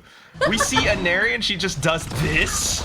Excuse me? That is confidence. Crazy. But then Ayumi comes in with like a little bit of a double dink of her own. So she actually managed to take out 2 SMG players with 1 click. And it's plays like that that kind of chip away at your opponents bit by bit. So this round, you know, maybe Kohabi gets to buy back up with the Vandal. But Yeah. Alexi on this Sova, first of all, you know, different agent. And then second of all, on the Sheriff, it's a little bit different. And with Iceberg on the Judge now, the way that they're positioned, by the way, on the A site, they might be able to stop SMG in their tracks. But look at Ayumi, she's playing so close to main. Nice swing, if they don't check. It's gonna give her so much value. And slowly but surely, Aneri will be making it up. They do get access to that orb as well. The flash doesn't catch Aneri. And all she has to do is just burst on the site. Perhaps waiting for the Viper wall to go down might be the best course of action. And that might exactly be it. And here we go. Oh, no, actually, they're pivoting. They're moving to another entrance. Garage to C perhaps might be the play. I like it. They're being careful. Garage, you want to be a little bit cautious about pushing in through as well, because you never know if someone's holding around the corner with a shotgun. But they're kind of burning out RRQ's utility with the way that they're crossing the map. But now back towards B, and Aneri's looking to expose and make use some of these vantage points. RRQ trying to spray through, and it Yeah, works. here's Napsky. Finds one, Aneri answers back, and this is beautiful because Aneri popped up just now, clears out all of that utility. But RRQ has a lot to say. 1 each Shirazi. 1 versus 3 will try to play ring around the Rosie. Knows there's one on top. Ayumi at the top side. Who sees who first? Wow. Ayumi sees Shirazi first. So that's 1 point on the board for RRQ. And after this is the equalizer. Perhaps you might see RRQ start to really catch the steam. I like this. Again, I mean, first of all, we had the dark cover, the smoke cycling, but then right after that, they instantly kind of rotate through. They already know which position to set up around because they're getting such a good read on how SMG will actually approach the site. Yes, Aneri updrafted on towards the top of the boxes, but at the same time, the players from RRQ recognize that and they adjust around how they retake. So winning this round, now they managed to put the momentum back towards their side. And with Ayumi on the Bladestorm, they might be able to come up with a cheeky pick or two. Yeah, and here it comes, cheeky pick, but it's gonna be straight from Sewers downtown onto Alexi. And she says, that's my job done for today. Thank you very much. Gonna be finding the other members coming through as the other members of SMG will be reconvening. Looks like it's gonna be a hit toward Garage. We've lost Alexi now, so that's recon ability's gone. You're thinning down the numbers. Kohabi trying to find her own pick, but Napsky answers right back. I don't think she noticed Kohabi outside, but here comes the Cosmic Divide. Kohabi slowly just making her way into Garage. Goes up. And we saw Camille already for 3. Ayumi takes her out, stops the rampage. Kohabi, full control of this area on Lake, spots on Iceberg. They know she's there. Ayumi clears her out. And now it's a 1 versus 1. Ayumi picks up a 4 onto Shirazi. With the blades, Tash. Getting the quad kill in this fashion. First of all, the opening pick was perfect. And then onto the next part, with the way that kind of RQ held up around C and Garage, and Napsky getting this first pick was amazing. However, I was not expecting Camille to find those following 2. And then Kohabi just being so careful. I mean, this is very fun to watch because she's so different from how she normally used to play as duelists. But then coming back into it, you know, counting down on Old Faithful. It's gonna be a Yumi with those blades, and she still pops out anyway. Yeah, look at Napsky. That's confidence pushing out. It's gonna be a Neri that gets taken out. No duelist, no explosive play, but SMG, we know that they can find a different approach. We've seen some insane thrifties from them. Can Kohabi do that in Garage is the question, as Napsky's still holding. They know there's someone in C. I don't know. Tash, I don't feel it this round. You don't feel it? I know we've seen thrifties before from SMG, but this is a very different map. And with the way that RQ are holding this right now, they're being so careful. Look at their positioning, kind of a bit of a crossfire towards B. You've still got the toxic screen that hasn't really been used all that much. SMG trying to sell some fakes with this star, but I don't know if it's going to be enough. Inside of Garage, they're here. They do hear the Trailblazer come through as well. Best clears out the whole of Long. Ooh, spots out Shirazi. So they do know that she's there. So no movement yet from C. The amount of utility on C as well. It's gonna be very, very hard to get to site. The turret spots him out too. But here comes the gravity well. Does not displace her, but she will be concussed. A flash to come through just to buy some time. But Bess will find one. Find two. Napsky for one more. But Shirazi and Lexi, they tap heads! They tap heads! Shirazi's so low! She has a spike. She's gonna be planting. But with only 5 HP against 2 full HP members of RRQ. It's gonna be just that. It's gonna be a 3-2 at least in favor of RRQ. Yeah, good secure round. I mean, you talked about confidence at first, right? And that's Napsky peeking out, similar to how Yumi did from before, because they knew that SMG were were on a bit of a broken bye.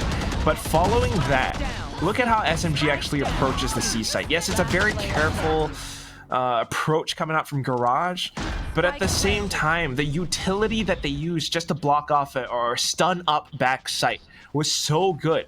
However, that said, again, RRQ with the firepower, with Bess not kind of being affected by some of this utility, they were able to come out and gun down the SMG players. So on to the next round now. We've got the operator on Yumi, and she's looking to shut down some of these angles. Here comes the op, but Ayumi does find Kohaibi. Lurker out of the way, will be moving away from that conquest, but Neri will play with her own. She just flies onto the site. Unfortunately, she wears 31 HP, but she has a shotgun in hand. Bess and Neri, 1 each. They make the damage come through. 31 HP left for her by Ayumi and Natsuki. Just dashes to the side. She gets the pick, and Neri coming on big with a 3, despite the op from Ayumi. A great opening pick, but then the 4v5 conversion coming up from SMG. I mean, look at some of this movement. Neri hopping up top, swapping over to a judge that she had already bought up from before, and then with the Vandal, Yumi, you know, she had an op, that's why she swapped over to the pistol. But just that little bit of a spray correction wins SMG the round. Again, it's the firepower, it's the same fundamentals and ideas, and a bit of mechanical prowess. They've got so much going right for them that now we're tied up 3-3. RRQ, though, not backing down. Ayumi back on the operator. And maybe a bit of a pause for now. Perhaps a pause might be good for them. RRQ, they have to figure out what went wrong there. Oh no, it wasn't even a tech. I mean, it wasn't a tech pause, it's a tech pause. Get it? Yeah, that's kind of what I meant. It's a little bit dampening to see it, you know. Yeah. We might have some connection issues or whatnot, but we always want them sorted so that we can have a fair and even match. And right now, with the way that the match is going, it is really even, Tash. It's so explosive. I mean, you remember yesterday how I said like FSS and RRQ like, you know, two bulls locking horns? It feels just like that today with Ayumi and Bess just want to play in the front lines. And same goes for SMG. It truly does, and that's what we want to have. And in fact, it's one of those things that has me a little bit worried for SMG, because if you think about how they started out this map and how they played this against Side earlier, it was a 6-6 first half, and one of the reasons why is because of plays like these. Oh my god, Iceberg! She just walks up with the judge and gets 2! It was full buys for SMG! Such a big loss, Tash. And again, the opening picks, it just completely shuts off the C site. They have no choice but to go back in, though. She's just hitting those! She can't even jump peek and piece. One more player. Neri also goes down. He gives 3 to Ayumi. Ayumi's gonna be like, thank you very much. Let's see who's the better jet in this game. I mean... Look at that. The opping coming out from Ayumi, and especially when she's landing shots like these, is always great. And now she's leading up on top with 12 kills and 4 deaths, Tash. I mean, take a look at that. Still on the operator, and she's switching up positions. Now over onto the A side. SMG's thinking that she's probably still on C. And with 3 people in sewers, she's coming up forward. Do they know? Do they know? Oh, they walked her at the side. They have a feeling of Lexi! She outguns her with a sheriff! Gonna be clearing that out first before anything happens. Moving in with Neri. But so far, you can see Napsky, she's playing out in link. She wants to play together with her teammates. Wow. Look at this, though. And Neri will pick up that off. And the reason why, yes, Snapsky's playing away from the site and you know, everyone else playing away from each other is because they're setting up for a retake. They want to ensure that SMG kind of spends their utilities, spends their ultimates pushing onto the site, while the rest of them just set up around it. If they can deny the spike plant, that would be huge, but of course, Bess has to be careful. We see a waterfall, people jumping in from Haven. Yes, we do! And the sprays come out from Bess and Napsky. The waterfall! Mission success, says Alexi. That's the tap onto Napsky. Not too sure what happened there, but Viper's Pit is there to go for that defuse, for that post plant. Kohabi playing right outside. She has to get a one tap. She does! Iceberg for 2 already. And now Shirazi, solo, can't do much in this situation. So in this situation, both teams could have used 2 ults each. No. Shirazi gets a tap onto Iceberg, but the defuse does go down. And she goes down as well, so, you know, as they say, the captain always goes down the ship. Yeah, we're not gonna abandon this ship. We're gonna work together as a team. But Yeah. the other thing is just kind of, I mean, this opening was pick, the insane. way that SMG got the man. site, but then the perfect waterfall coming out from RRQ. You mentioned it, yes, the keyword being waterfall, but it also starts with that guiding light. Iceberg following through on that with her judge that she still is on, by the way. Look at her economy, it's flourishing. But the presence to kind of block off some of these retake entrances and then just to keep SMG at bay, right? Even towards the end of that Viper's Pit play, she just spams her judge to make sure that Shirazi is not trying to spam out her teammate. That's the teamwork that we need to see from RQ, and it's coming through in some of these retakes, which is always good for them. That's why they're on top right now, and SMG wants to stop that the first timeout being called in this map. It's very rare. I think throughout Open 2 and 3, actually making SMG call for a timeout, it just really means that whatever that RQ has been cooking is doing so well. Ayumi as well, 12-5. She's still very much in the front line. You can tell that she's feeling good. She's feeling herself. She has that fire in her. And so long as she keeps feeling this way and plays with her teammates, I'm sure she can come up big. And that's the main thing. I mean, yes, we're looking for some of these potential players, potential plays coming out. But at least right now, it's RQ in control. What has Coach Falfalfal cooked up for us so far? We've got an ultimate to work off of. And maybe it's Camus to set things up. But that angle is being held down by a Yumi Tash. Yeah. But I think they are already suspecting that it might be either A or C. So that's why they're not holding toward sewers. Man. You can hear the recon come out as well. Dude, that is a sick Good lineup. one. Yeah, it really is. Spots Ayumi. Moves out of the way, so they have the information. And quickly, look at that. They're already trying to take up space and will be just flashing, rushing forward. Unfortunately, this time around, the shot does not connect. Ayumi has to move up the side. Here comes the Rolling Thunder. Things up Carnary. She has the full area. The black flag. Sprays come out. Ayumi just running and gunning with the knives. But thankfully, Shirazi and her teammate are there to equalize. Kohabi as well, joining the fray. On top of that, a nano swarm kill? Thank you. Wow. Coach Falfalfal cooked. And it's a really scrumptious meal, Tash. I like it. I really like it. Just look at how it happens.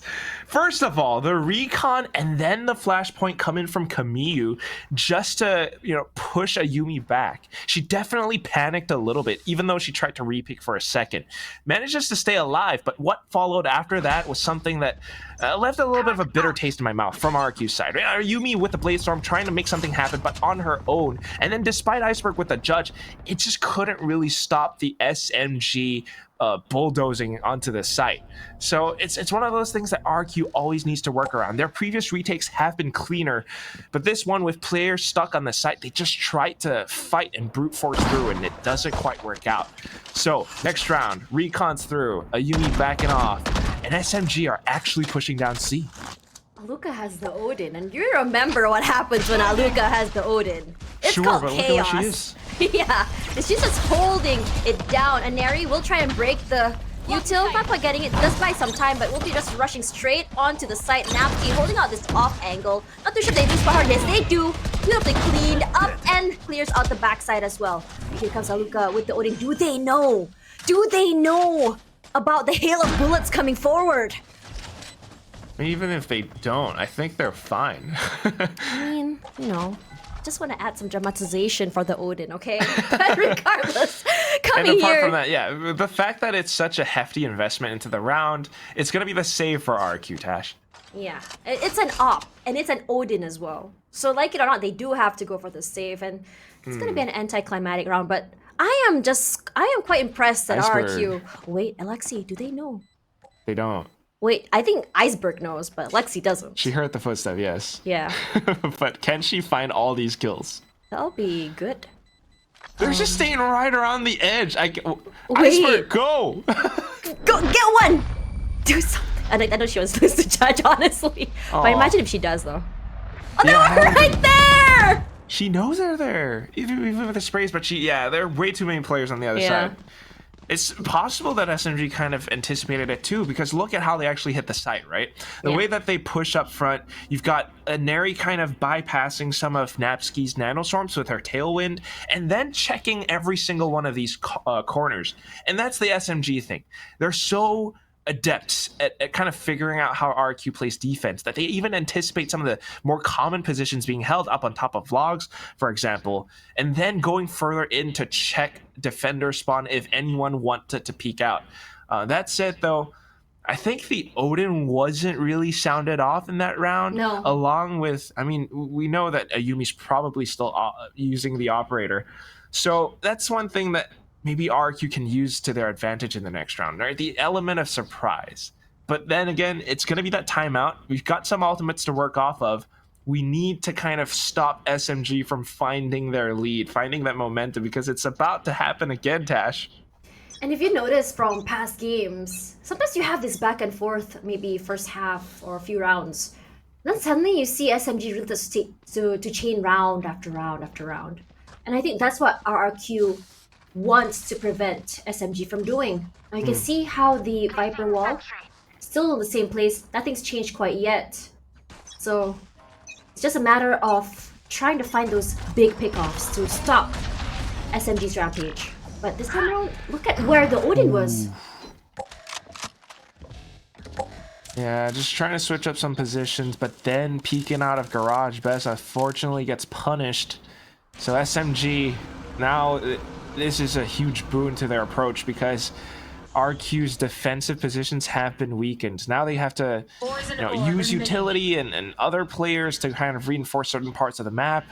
So it's imperative that these two players, Iceberg and Alka, make the most out of what they've got on the A site right now. But they don't have information. They have no idea that SMG are about to collapse onto them. SMG's just waiting out the util and really onto the side. And Judge rings through, but will be traded. A reposition by Aluka. And here rings the Odin. They know she has it now. Finds two. Yes, she does. Camille. Hybe as well. Now down and out to the count. Napsky by Shirazi. And just one more wall bag is all we need. Ayumi finds one more. Slow and steady pacing pays off for RRQ. This is unbelievable. Tash, you were talking about the Odin. I did not want to believe. I did not. Listen. When the Odin comes into play, the Tash senses just tingle, Yeah, and she kind of did a bit of, I'm not sure if it was a fake teleport, She the fake shroud step, but teleported. yeah, right into the same corner. And that's why I think, one of the players from SMG checked the other side. And then she just sprays away at the Odin, picks up the double kill, and then the paranoia to buy even more time. Now RQ potentially could go for a 7-5. 7-5 would be huge for them as we go into the second half. But the wall is up, and again, Neri onto the side. She does not use the dash. She's just waiting for the right moment to use it with the blades. Could have pushed all the way to main, but the space comes through. She spots out Shirazi, huge for Napsky. An updraft to come forward. Neri too low. She whiffs every single one, but thankfully, with Alexi on her side, gets that trade at the very least, keeps her alive for a while longer. As Aluka tries to catch them in the midst of that rotation. No one there with the Odin. Neri still holding on for dear life with low HP. Buy some time with the nano swarms as well. At least the choke coming into the site has been cleared out. We'll be using that. The sprays into the area of sewers. Best finds Neri, takes her out at the very least. I'm just trying to find. Oh god. So good, Ayumi for one more with the spray from from Kamiyu can't do more than that as Ayumi with the shorty. 7-5 first round, and this is huge for RRQ. That is unbelievable. I mean, they just turned things around again. Starting things off with a couple of picks and maybe trades coming through.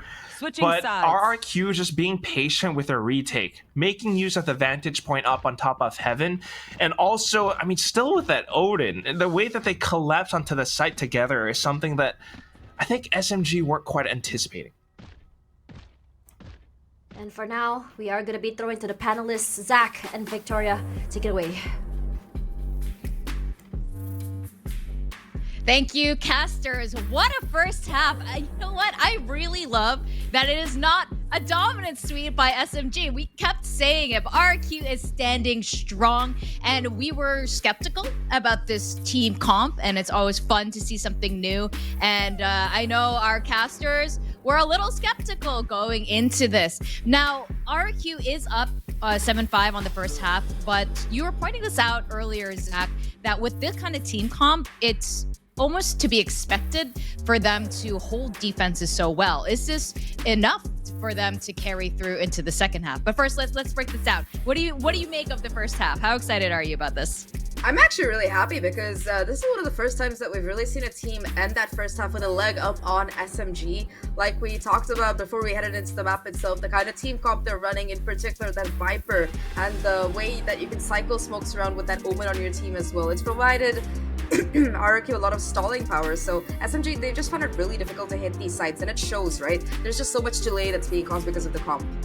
Definitely. SMG has to spend so much util just to push past RQ's defenses. Shirazi was often the last woman standing, and she would have like 10 HP left. But there were timeouts called by Fall, and we saw adjustments being made by Team SMG, which were good. You could see Inari try to push in, but it wasn't quite enough for them to show a dominant first half. With that, we are going to go back into the second half of this game, see how this plays out. At this point, what do you think, Zach? I have no idea how this is going to play out. I don't either. I genuinely think RRQ have a chance at taking it, especially considering how on point Ayumi has been. But before we know about that, we gotta let our casters talk us through it. Tash, take it away.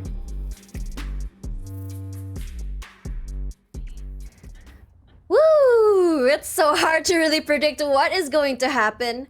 But as I was telling you, Quack, during the little halftime, I feel like SMG will be doing a lot better on defense. Because now they don't have to worry too much about having to walk through the iceberg toxic wall. I mean, as opposed to post-plant later, of course. Yeah, maybe not as much. But I am a bit nervous, Tash. It's a good composition for, this. It's very balanced. It's great for the defensive half. It can be useful on the attack too. And maybe they didn't quite know how to play around Iceberg and her judge. But now you're going to have Iceberg mentally conditioning them with the same wall every single round. And they're always going to be wondering, is it going to be an A hit? This time it's going to be C. Look at that aim duel happening between Shirazi and Ayumi, both rendered so low, but the amount of utility they've used at C-Long just to deny them entry into the site, and it looks like the first one to concede off will be RRQ. But look at Neri, she's just planted herself here, she spots one out in the midst of that rotation, and immediately gives away that space. But for now, a little bit of a skirmish here on B main. RRQ says, don't want to overstay our welcome, perhaps A would be the better hit. But SMG, they're reading this quite well. They're playing close towards between B and A link, so if they want to quickly rotate, they can, and that's exactly what they'll be doing. Poison orb emitting. The main thing you want to keep your eyes on as well is Shirazi making the long trip back towards A long, and if she times this right, RQ might not expect her on the fleck. And Neri Yumi comes back in to check though. That Shirazi gone. Yep, they do know. Both teams reading each other like a book by Yumi for 2. How on earth did she do that, Luca? Just swings out, gets one, Kamryu trades back, but so does Bess and Iceberg. So that will be 2 pistols in a row, won by RRQ, I believe, for this map. Yeah. What a great start. And then it just turns things around as well. I mean, for RRQ, they're finding their groove. First of all, Yes, Ayumi versus Inari is a matchup that we've been hyping up, a matchup that we've been wanting to see, and Ayumi just takes Inari's head clean off in this round. Apart from that, though, everyone else from RRQ has been stepping up. I mean, tiny bits of frags and improvements coming up from everyone from the roster, and it secures them the round win. They might have lost, a player early on and then trying to make that conversion, that rotate, but then it actually works out once they find these frags together as a team. Oh man. Technical pause once again, but honestly, I was keeping my eye out on Aluka in the first half because she does put in those, I would say, the smokes down, but it felt like she was getting cut off so early, just getting clipped off so early, getting hit out. But now in the second half, it looks like she's starting to really make that big impact that I really want to see. I mean, toward the last part of the first half, yeah, I think that momentum might be coming up forward. But as we come through here, I just want to know whether these tech pauses, will it affect RRQ or will it just keep them going? I mean, if anything, it kind of puts a pause in everyone. You're starting to feel hot. You're starting to find some of these rounds. And then maybe sometimes tech pause just happens. And you're never quite sure why. Maybe it's a bit of equipment or connection, but whatever it is, Tash is spamming that caster start game button, so everyone just rest assured. In the meantime, I mean, SMG still... This is the reason why I'm a little bit nervous for them, right? This is their map pick, and they should be, really confident with this. It's been a while since we saw RRQ on Haven coming back from Open 2. Yeah. But SMG, right now at least, although they're hitting some shots, not quite feeling, in peak performance right now. SMG are kind of getting stopped because of RRQ's pushes and the way that Ayumi is really cracking down on everyone sometimes. We talked about Ayumi and her hero plays yesterday and how that can go into overheat, but so far today, while she does play aggressively, she knows when to concede, when to push back. And no different today, but speaking of pushing out, SMG pushing out straight to a B main. They want to take up the space. Iceberg still holding. They will be rushing out. They spot one in the corner, but Shirazi quicker on the swing. The flash to come through. And Neri, as well as Lexi, rushing out. Everyone is blinded. No one giving up that space regardless and will be punished. Napsky just sprays through. Gets two for herself. You're turning them into Swiss cheese, Tash. Now they're full Falls of into holes. everyone as Haluka by one more. So far, Yumi, the taps for Camille, only good for one, but quite expensive though, as they lose 3 guns. Ayumi bought a Vandal. Wow.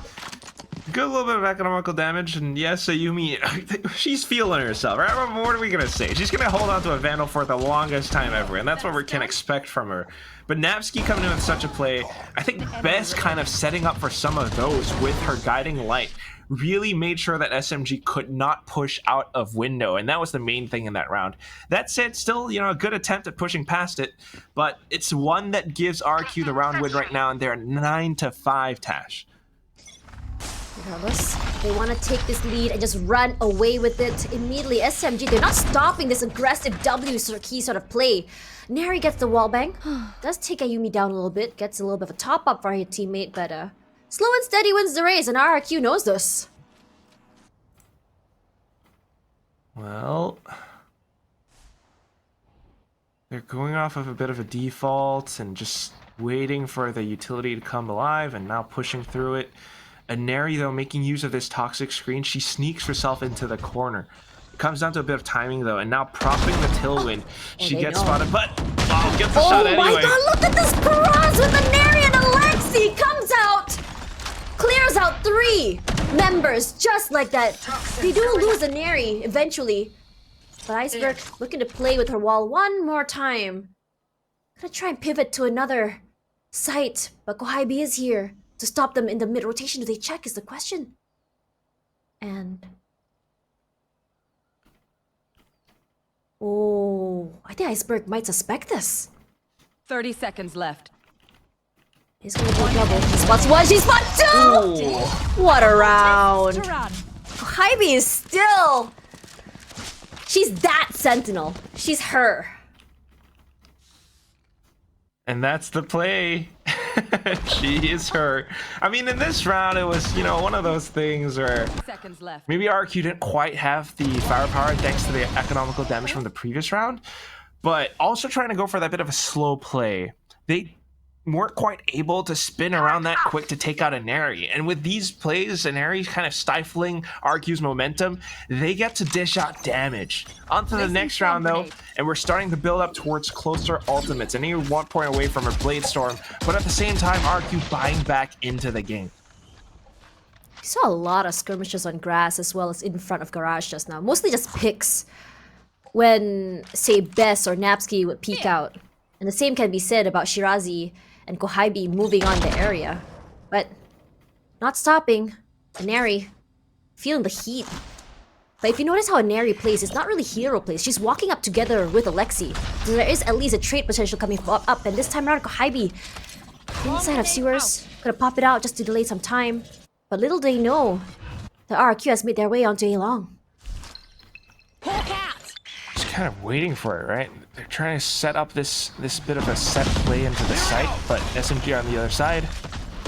This is huge. They already have clear area control as Camille all alone will be flashed. Moved out of the way. Thankfully, this Nebula will at least give her a little bit of space, and Ayumi does get chunked down. She has flashes to play with, waiting for her teammates to come through.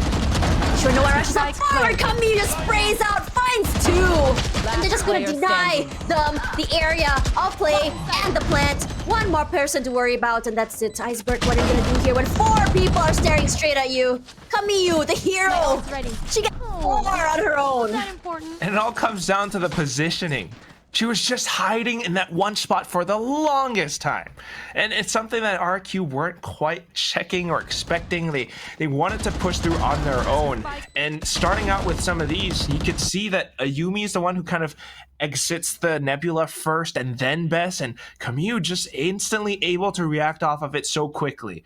It's a set play coming out from RQ, but not as well coordinated. So although they managed to get the spike down, leaving A short unchecked was their fatal mistake, and Camille capitalizes it on it perfectly.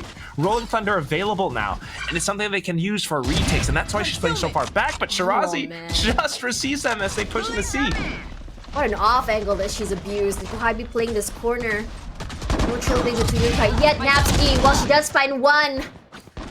RQ, they find 2 in return. Camille, she's not playing on long. She gets 2. Yes, she does. Aluka trades back. Now it's a 1 versus 2.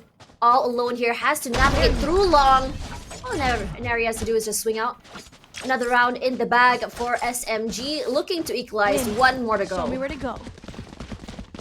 And that's what we have. SMG slowly clawing their way back into this game. I mean, first of all, with some of these rounds, some of the positional plays, finding the momentum now, and then the confidence to play around the site, getting some of these opening picks, and just holding angles as well.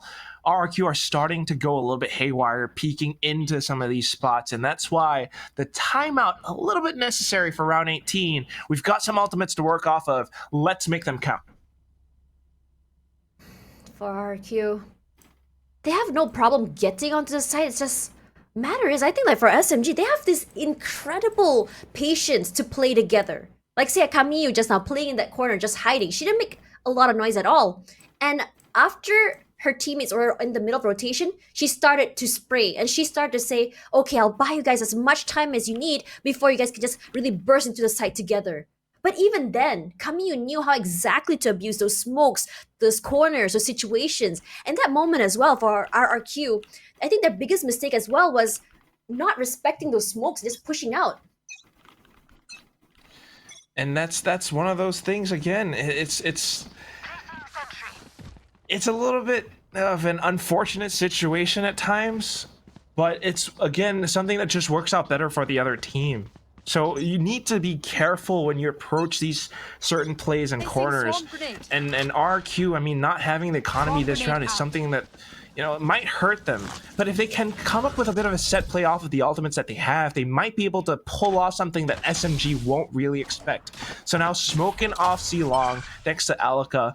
They could use this to, retrieve the orb. Iceberg now 1 away from it. What was she's going to get her pit.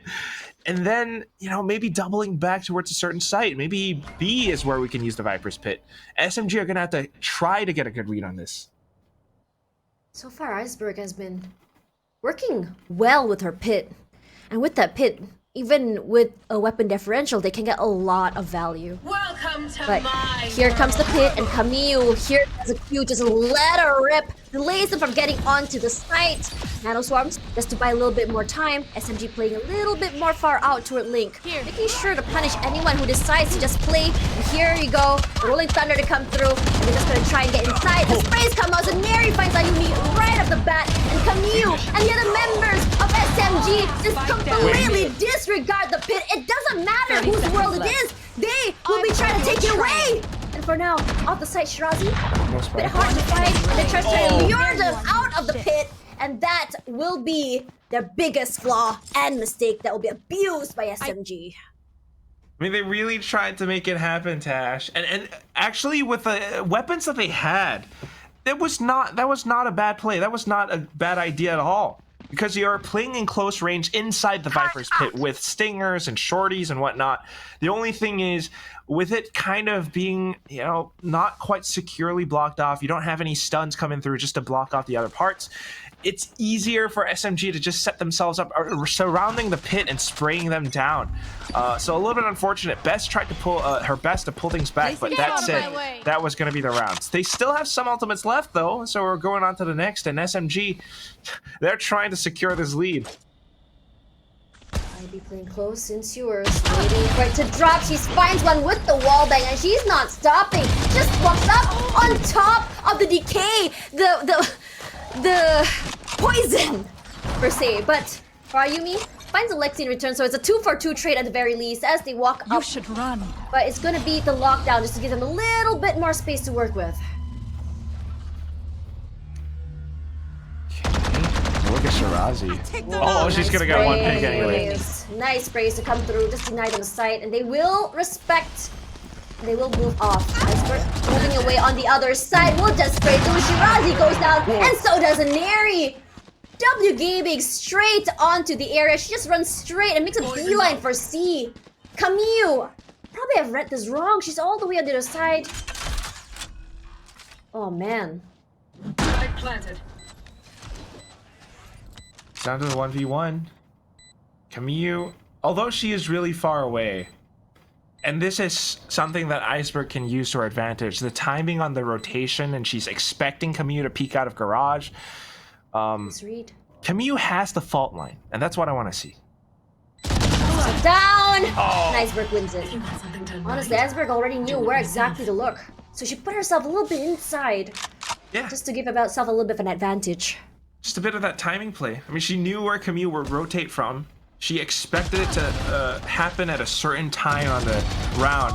But apart from that as well, it's SMG trying to get this good start. But at the end of it, RRQ having the smart mid-round adaptation from Iceberg. And also just, I guess, Camille trying to go for that bit of a stutter step, but it didn't quite happen the way that she wanted it. So Jiggle Peak's not happening today. It's going to be tied up with the score, RQ back out on top, but Ayumi and Camille top fragging right now.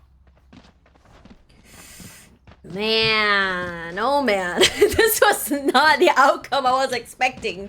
I was expecting a sort of like battle where we see Ayumi and a Neri on the top side, but it's not that a Neri is not performing, it's that a Neri, or rather SMG in general, just playing more as a team-oriented play, as opposed to Ayumi, who is really eager to play aggressive, push out forward, with her teammates a little bit more in the back line. So it's two different types of play for these teams, and both these plays are working out in each other's favors. It's been such a back and forth.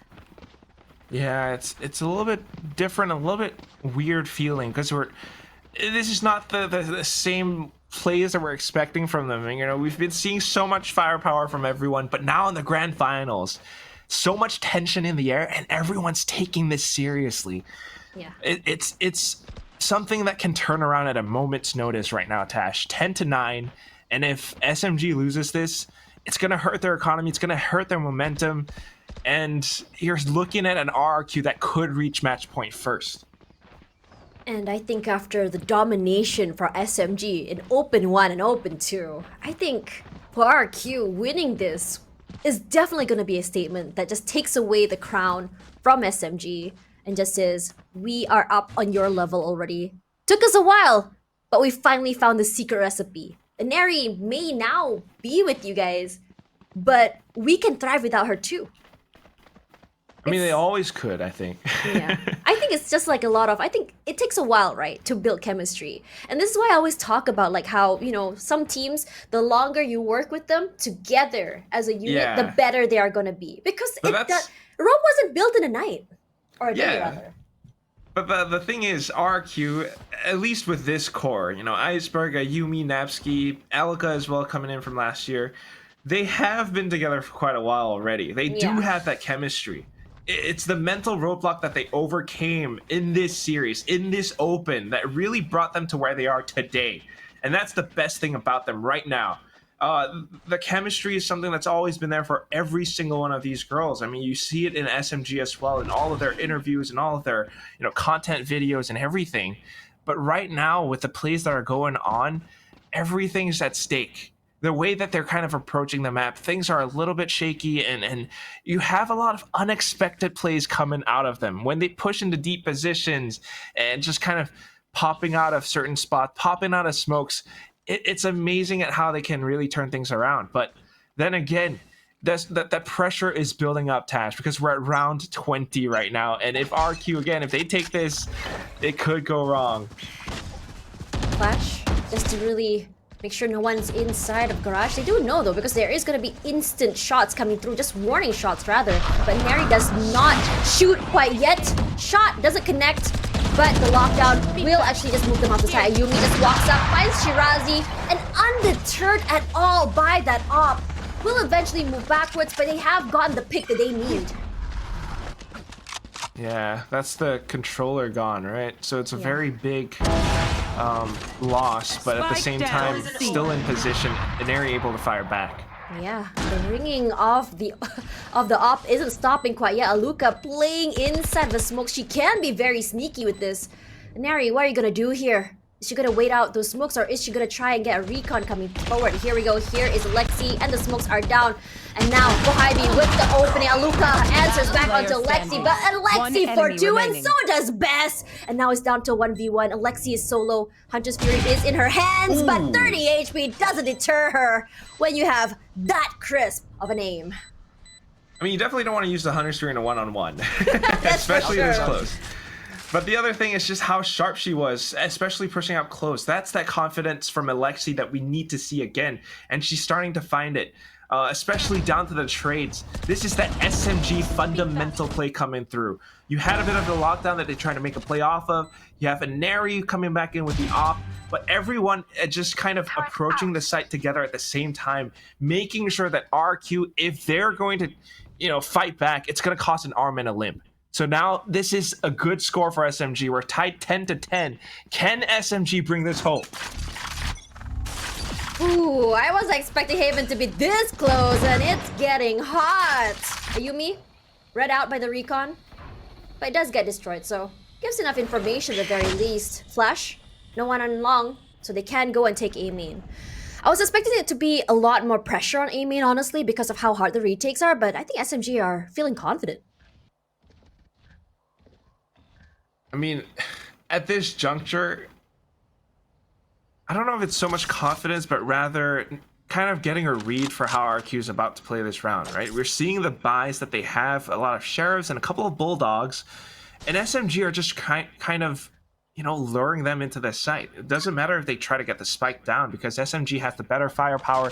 As long as SMG gets a good read on this, they should be able to gun down RQ, and with that recon, it just secures everything.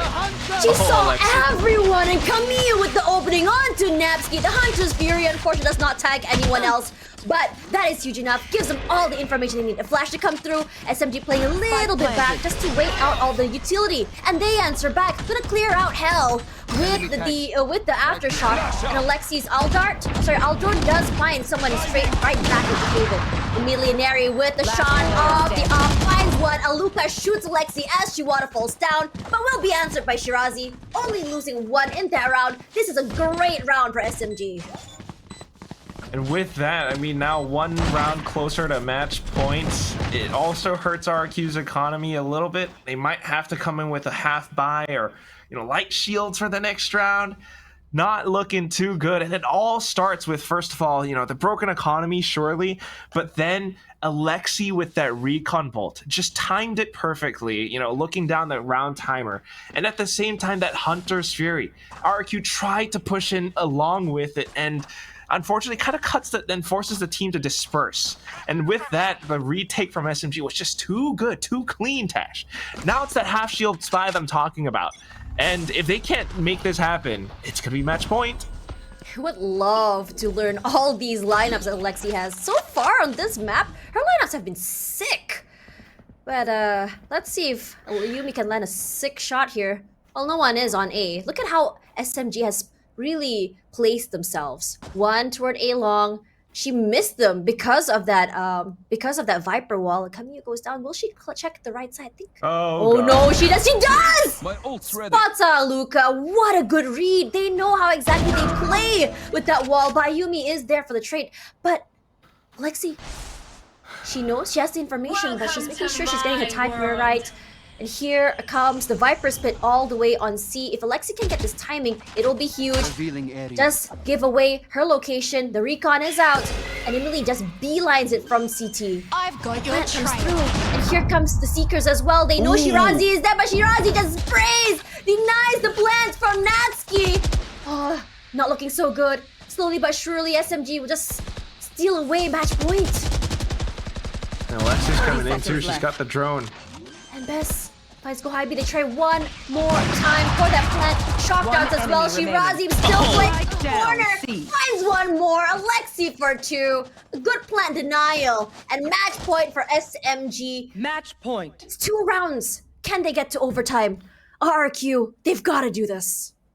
I mean, incredible plays from SMG though right now, and that's a good point on the RRQ thing, because now we're thinking about their economy. It's gonna have to be a forced buy, and it doesn't look to be the best. Remember, they came into this round with a lot of half shields, but on the other side of it, first of all, they tried to sell a bit of a fake towards A. Along with a Yumi just kind of lurking around the back. It worked out for a second. Iceberg with that Viper's Pit extended their cover into the C site. But then the sprays from Shirazi, those are clean. On to the next round. This is the half buy. You've got some Phantoms, you've got some Bulldogs. It is still light shields, Tash. And they're gonna have to try to make it work. Not the worst thing in the world if they can land their headshots. Bayumi will be just trailing the Trailblazers straight onto the site. No, it's clear, but retakes is what SMG has on their minds. So just waiting for the utilities come out, waiting to see if anyone were to push out. But slowly what they can do here is just choke them from different angles in different areas. And I think for RRQ, they know this. So look at how they've done it. Nice little one-way smoke. And here comes the Rolling Thunder. And the Recon does spot out one. They know it. Kamiyu immediately just gonna do a flash as well as the Aftershock just to clear out those areas. But Napski's utility does a lot of damage. And so does Bess. Neri Kohabi pick up one each. And Neri tries to jump shot down. Doesn't happen. Iceberg finds her. And Kohabi 4-3. Can she go 4? No! It was almost like a battle of the ages in that moment. I am... Wow. Wow. I mean, they tried to kind of keep up with the pace of how RQ entered the C site. And it's some of these plays. Neri kind of saved her teammate's life with that op shot outside of garage, but then off of it, instantly trying to go in on the offensive, picking up a rifle and jumping in. I think it's that little moment of inaccuracy where she's caught mid-air that kind of turns things around. Not as coordinated as we've seen before from SMG, but still, it's a great round for RQ, and now potentially overtime if RQ can bring us to it. We saw that Recon spot out Ayumi, so Look at the push-outs, the answers, the responses by SMG. They want to get that pick off early. Flash to deter. No one there. Now RRQ give up that space, but they do want to challenge. Spots out a little bit of Ayumi, but they didn't know Aluka is close by. And instantly cloud bursting just to block it off too. Trying to make sure that, you know, this long side isn't really contested. But that means it comes down to Shirazi and C. You know that, and Shirazi holds down the line. She gets 2. Napsky does fight Kohybe in return. Shirazi will be playing inside of smoke, tries to take full control of that spike. She hears the dash, she knows Ayumi is close, hence the shorty wide there, and she plays that shorty beautifully. Will be taken down by Napsky eventually, but Neri steals the dreams, and SMG take back 2, and now we're here on a 2-0. The last frag at the end, just hopping up and making sure that, you know, your crosshair head placement would be off. And apart from that, just Shirazi, so smart on it. And a lot of this comes down to, yes, you know, definitely Shirazi's mechanical skill and how she popped off on this map, by the way, top fragging, but also the IGLing from Kohybe. You're seeing a lot of these plays happen, and she's the one sending her teammates down certain parts of the map and then getting good reads, pushing RQ in towards the C site. Honestly, Kamiyu and Shirazi, just insane. The step-ups, just massive. But let's hear it from Victoria and Zach. What do they think of this game? What do we think of this game? That was so close. It was incredible what RRQ was doing there, and it was so unfortunate that very last round, Shirazi just gets a critical 3K there and closes out. I thought we were gonna go to overtime. Whoa, what did you think, Zach? I was hoping, and I thought we were gonna go for an overtime as well. Like, recasting 2 of them yesterday wasn't enough, but when it comes to RRQ, we do love them overtimes. Unfortunately for them, not able to quite steal Haven away, although they did come very, very close. A little bit of a heartbreaker for them. With that said, they are now 2 maps down. But the nice thing is, Victoria, this is the same position that Sapphire were in the last Open, and they managed to bring 2 maps back in a row. So I'm not giving up hope yet. Yeah, that's right. I think when it comes to Valorant, you really can't predict what's going to happen, even when you're dealing with teams that have, you know, a track record here. And he made a really good point here with, we were talking about this off cam with RRQ just winning all the pistol rounds, and their chemistry really shines, you know, throughout this map. But SMG did manage to take some critical timeout sessions, learn how to read them well, and come back ultimately in the end. It was incredibly close the entire game. It was at 7-7, 10-10. Wait, not 7-7, but it was 10-10 on this map, and then it got really, really close, very dicey. I think those last couple of rounds, the adjustment that they made in particular on that C side with Shirazi just being able to anchor it and find those consistent multi-frags were kind of the reason. If you do look at the statistics, of course, in particular, what jumps out is those first kills, 15-9 for SMG, a little bit of reversal from what we saw in Pro. But the second thing is that RRQ, like we talked about, right? They made SMG work for this win from start to finish. The post plans for SMG, so many times RRQ, they were able to come in for that retake and make it work. In particular, Iceberg, in that judge round, it's just gonna haunt SMG for a while, even if they didn't end up winning this map. Yeah, that's right. You know, it's become really clear that RRQ, their team comp for this, all the set strats, all their protocols were made specifically for SMG to slow them down, deny them entry on that first half. On the second half as well, I was a bit skeptical, but they managed to clutch a couple of really nice rounds here. And our MVP, of course, has to be Shirazi on the Astra. We saw this in the very last round to end off this game. Yeah, she kind of stole it away from Kaguy there, who was leading the scoreboard for the rest of the game, but completely well-deserved. Shirazi kind of functioning as the ace of SMG sleep for this tournament, and this is her right after an arm injury, okay? She's been recovering for this entire Open with the exception of yesterday and today from an arm injury, so she's just coming back into this, and she's already treating this as her personal stomping ground, so just goes to show how individually SMG, they're just so talented. You know, imagine if there's no arm injury here. It might be a completely different game here. You know, there was a really critical round near the end on C site.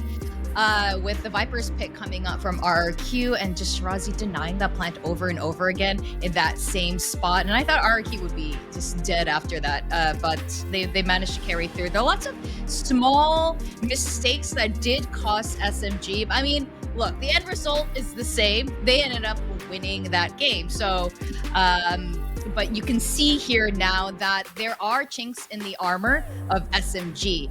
That said, we've been seeing some really great calling by Kohaibee, their IGL. We are going to go into map 3 after this, Bind, and I think that should be a really interesting map here. We haven't seen it come out too much, especially from RRQ's side.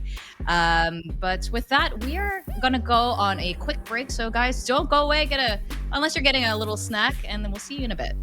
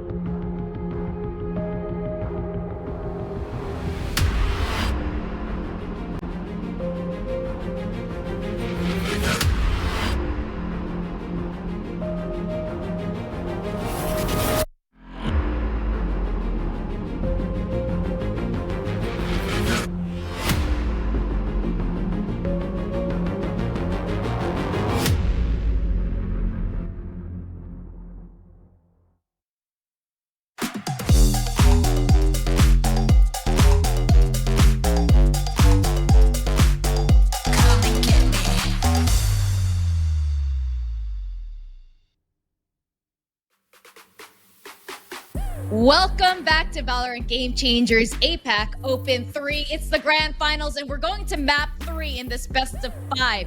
Now, the stakes are high with the winner of this grand finals walking away with the lion's share of the USD $10,000 prize pool. I'm Victoria, and together on the panel with Zach, and we have Team SMG and RRQ Kaguya as our finalists. Now, Game 2 on Haven really sets up the stakes here. We see RRQ's potential with a surprising team comp, Zach. Yeah, for sure, especially on Haven when they picked up that Viper. We were talking about it before we went on break about how the double controller, especially the utility on the Viper, has really led to slowing down SMG, and that might be the key for RRQ Kaguya to be able to kind of swoop in and maybe make this reverse sweep happen, especially considering that Haven, it was so neck and neck the entire time, right? It was 7-5 half, we had like 10-10, 11-11 before SMG finally closed it out.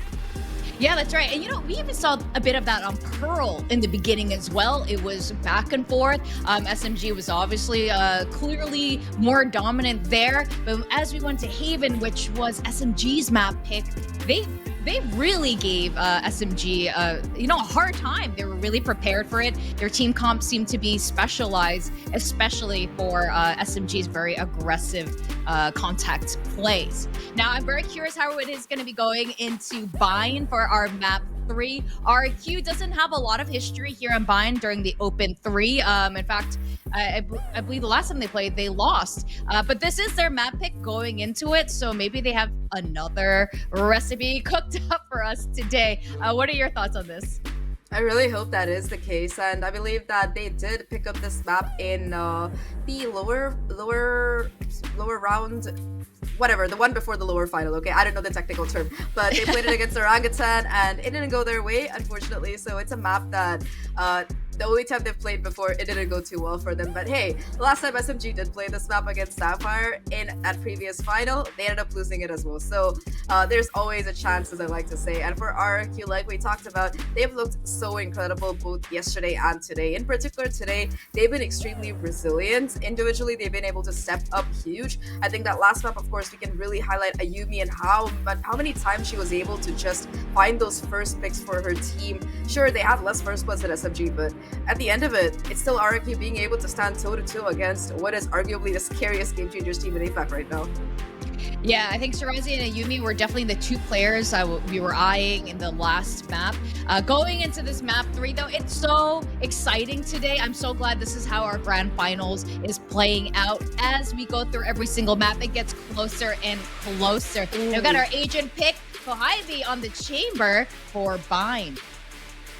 Kaguy on the chamber, double controller coming in for SMG. The Harbor Viper comp that they rock on their Pearl, they're gonna continue rocking it here. And of course, NRA is switching over to that Raze. But what made me really go ooh was that double duelist coming out of RRQ Kaguya. Now, we mentioned this a little bit before about I think on yesterday's stream about Aluka's history, right? She's historically always been that duelist player. Had a little bit of a stint playing on that controller, but aside from that, duelist is her bread and butter. So to see her back on familiar territory along with Ayumi in that Raze Reina pick, that's a lot of pressure for RRQ Kaguya, but also something that could really work out for them on this attacking half. I love it. They are not here to play. When you have a Reina Raze combi going into attack side Bind, you know it's going to be a fast game. You know they're going to be super aggressive, and they're here to get as many kills as possible. How SMG reacts to this with the Sentinel setup with Chamber instead this time, it's going to be up to RRQ not to walk into those crosshairs, because that alone could just stop their flow going into sight. I definitely agree with you there, especially with the sheer amount of utility that SMG have to work around with. Of course, the Viper for that stall potential. Shirazi is really, really good at playing around her utility. You cannot underestimate Shirazi, and I feel like that's the most fatal mistake that a lot of teams tend to do when they do go up against SMG. They're more worried about the open threats, though, the guns that SMG flaunt around, Kaguy and Neri, but Shirazi is just that back line of defense. I think that she was one of the highest ranked players last year when the chamber meta was in full swing too. So despite that role shift, she's still able to put up those numbers, and it's very impressive for SMG's side. So of course, like we talked about the utility on the side of SMG, it might be something that RRQ have to be very careful about. But also, when that side switch happens, I'm also worried about how RRQ's defense is going to shape up, because despite that double controller, they don't really have a sentinel. That's true. But I will have to point out both of these team comps are very familiar. We've seen them from two of the top teams in Pacific, actually. So I think if they've probably taken some learning lessons there too, and they're going to be applying and showing their gun power. With that, we are going to go into game 3. I think this is going to be a super exciting matchup. I always love a good bind match. We're going to go to our casters, Quack and Tash.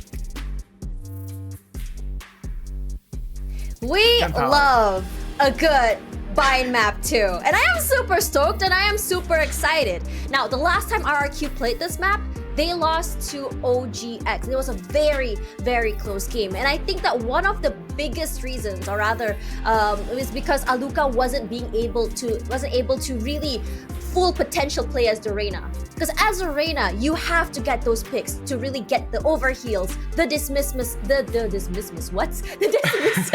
for the reposition. So let's see if this time around she's able to get that done. Yeah, I mean, she definitely needs that. I wouldn't say that she definitely, had that rough of a time. She actually got 24 kills, right? It was still pretty good. It was still pretty good. 4 first kills, 0 first deaths. That's a good, way to start. But I would say rather it's more of the composition and how RRQ approached the attacking side that they really lost against OGX. If you take a look at that score, OGX won so many rounds on defense. RRQ only won 2 on attack because they didn't really have those set plays, those set executes that they would rather, otherwise have needed. Ayumi kept trying to pull off showstopper plays on her own, kind of satcheling into sight, just throwing bodies in, and that didn't really work out the best for them. So maybe they fix that, because this is their map pick, Tash. On the other hand, we see what SMG does. They beat Full Sense Sapphire so cleanly on this with this composition. I'm not gonna lie, I can't lie. I really am nervous this time for RRQ. I mean, this map is so defense heavy. You just need enough points on attack to really take it home. And with RRQ playing attack first, they can perhaps set the bar. But the trap for Kaguy will be broken. She does get a tag in, but unfortunately does not get the kill. So good reposition.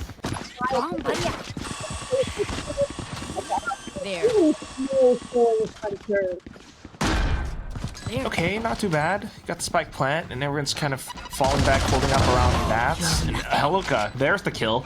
Yeah, and she needs that nice overheal to really reset everything. Gives a little bit more space. Napsky finds one more in her favor. Kamiyu has to give up space in U-Haul. Does find one at least in Showers. A good reposition. And she also gets one more from Showers. This isolated fights is doing wonders for her. As the other members of RRQ push out here, U-Haul gives a bit of value. A 1 versus 3. A Neri on her own. A jump pick to come through. But Aluka with the frenzy from that range, it gives her all the advantage in the world. And that's how RRQ plays it post-plant. I mean, we've seen how they play, off-site holds before, and I would be remiss if I didn't say that Alka's nailing so many of her shots with the frenzy this time. The way that she kind of holds out around lamps, approaching at close range, carefully exploding and peeking out, and at the same time, just kind of, leaving her teammates around bats. This creates a multiple side presence that, SMG kind of has to work against. You got to watch bats, you got to watch lamps, and those are kind of like 180-degree angles you got to flick back and forth from. It's tough. Kawaii did a good bit of damage from before, but not quite enough. And now, next round, you got these shorties up close, Tash. Yeah, Neri. Once she spots that out, she has to move out of the way, reloads, moves out of the way, straight through. Ayumi knows exactly where she was gonna play. Tried to get a pincer from Shirazi from the teleport, not happening. Ticks down, and full movement. Waterfall, straight from Hookah, jumps out, and straight out to the site. Kamiyu and Alexei! Nice choke, they played in. But as an equalizer by Iceberg, 1v1, Kaguy in her hands is only a classic. She has no more headhunters either. The Cove will be out slowly but surely. She makes her way. She needs to land that crucial headshot. Hasn't been seen quite yet. Jumps back up. The timing on both ends. Not hitting quite yet. She spots her out, and she does get it! Take their guns. A thrifty! With just a classic. I am speechless. Utterly Oh my God. speechless. Tash, this is crazy. First of all, it's just this little corner that Camus hides in. I'm not entirely sure whose high tide that was, but whoever it is, it created the perfect corner for her to hide in. And then kind of, I thought Iceberg made a bit of a smart move with the cove, right? Kohibi was thinking she might have been inside it, but then kind of exposing her back as she tried to, you know, double dip and back towards the A site. It hurt her instead. So now SMG gets the buy instead, and RRQ are economically hurt. But we've seen some insane thrifties from both teams. Let's see if they can do it again. Slowly but surely making their way through Hookah. No, Mabuya Hakaimiyu is just relatively keeping herself hidden in the backside. Yeah, you don't have to do too much. It's RQ who has to make a move. So, just kind of jump spotting. And RQ are, you know, just trying to find their positioning right now, but they have to check so many corners. Camus, play with the teammates. Alexi is there for her teammates back to Camus. Will be spraying. Gets two.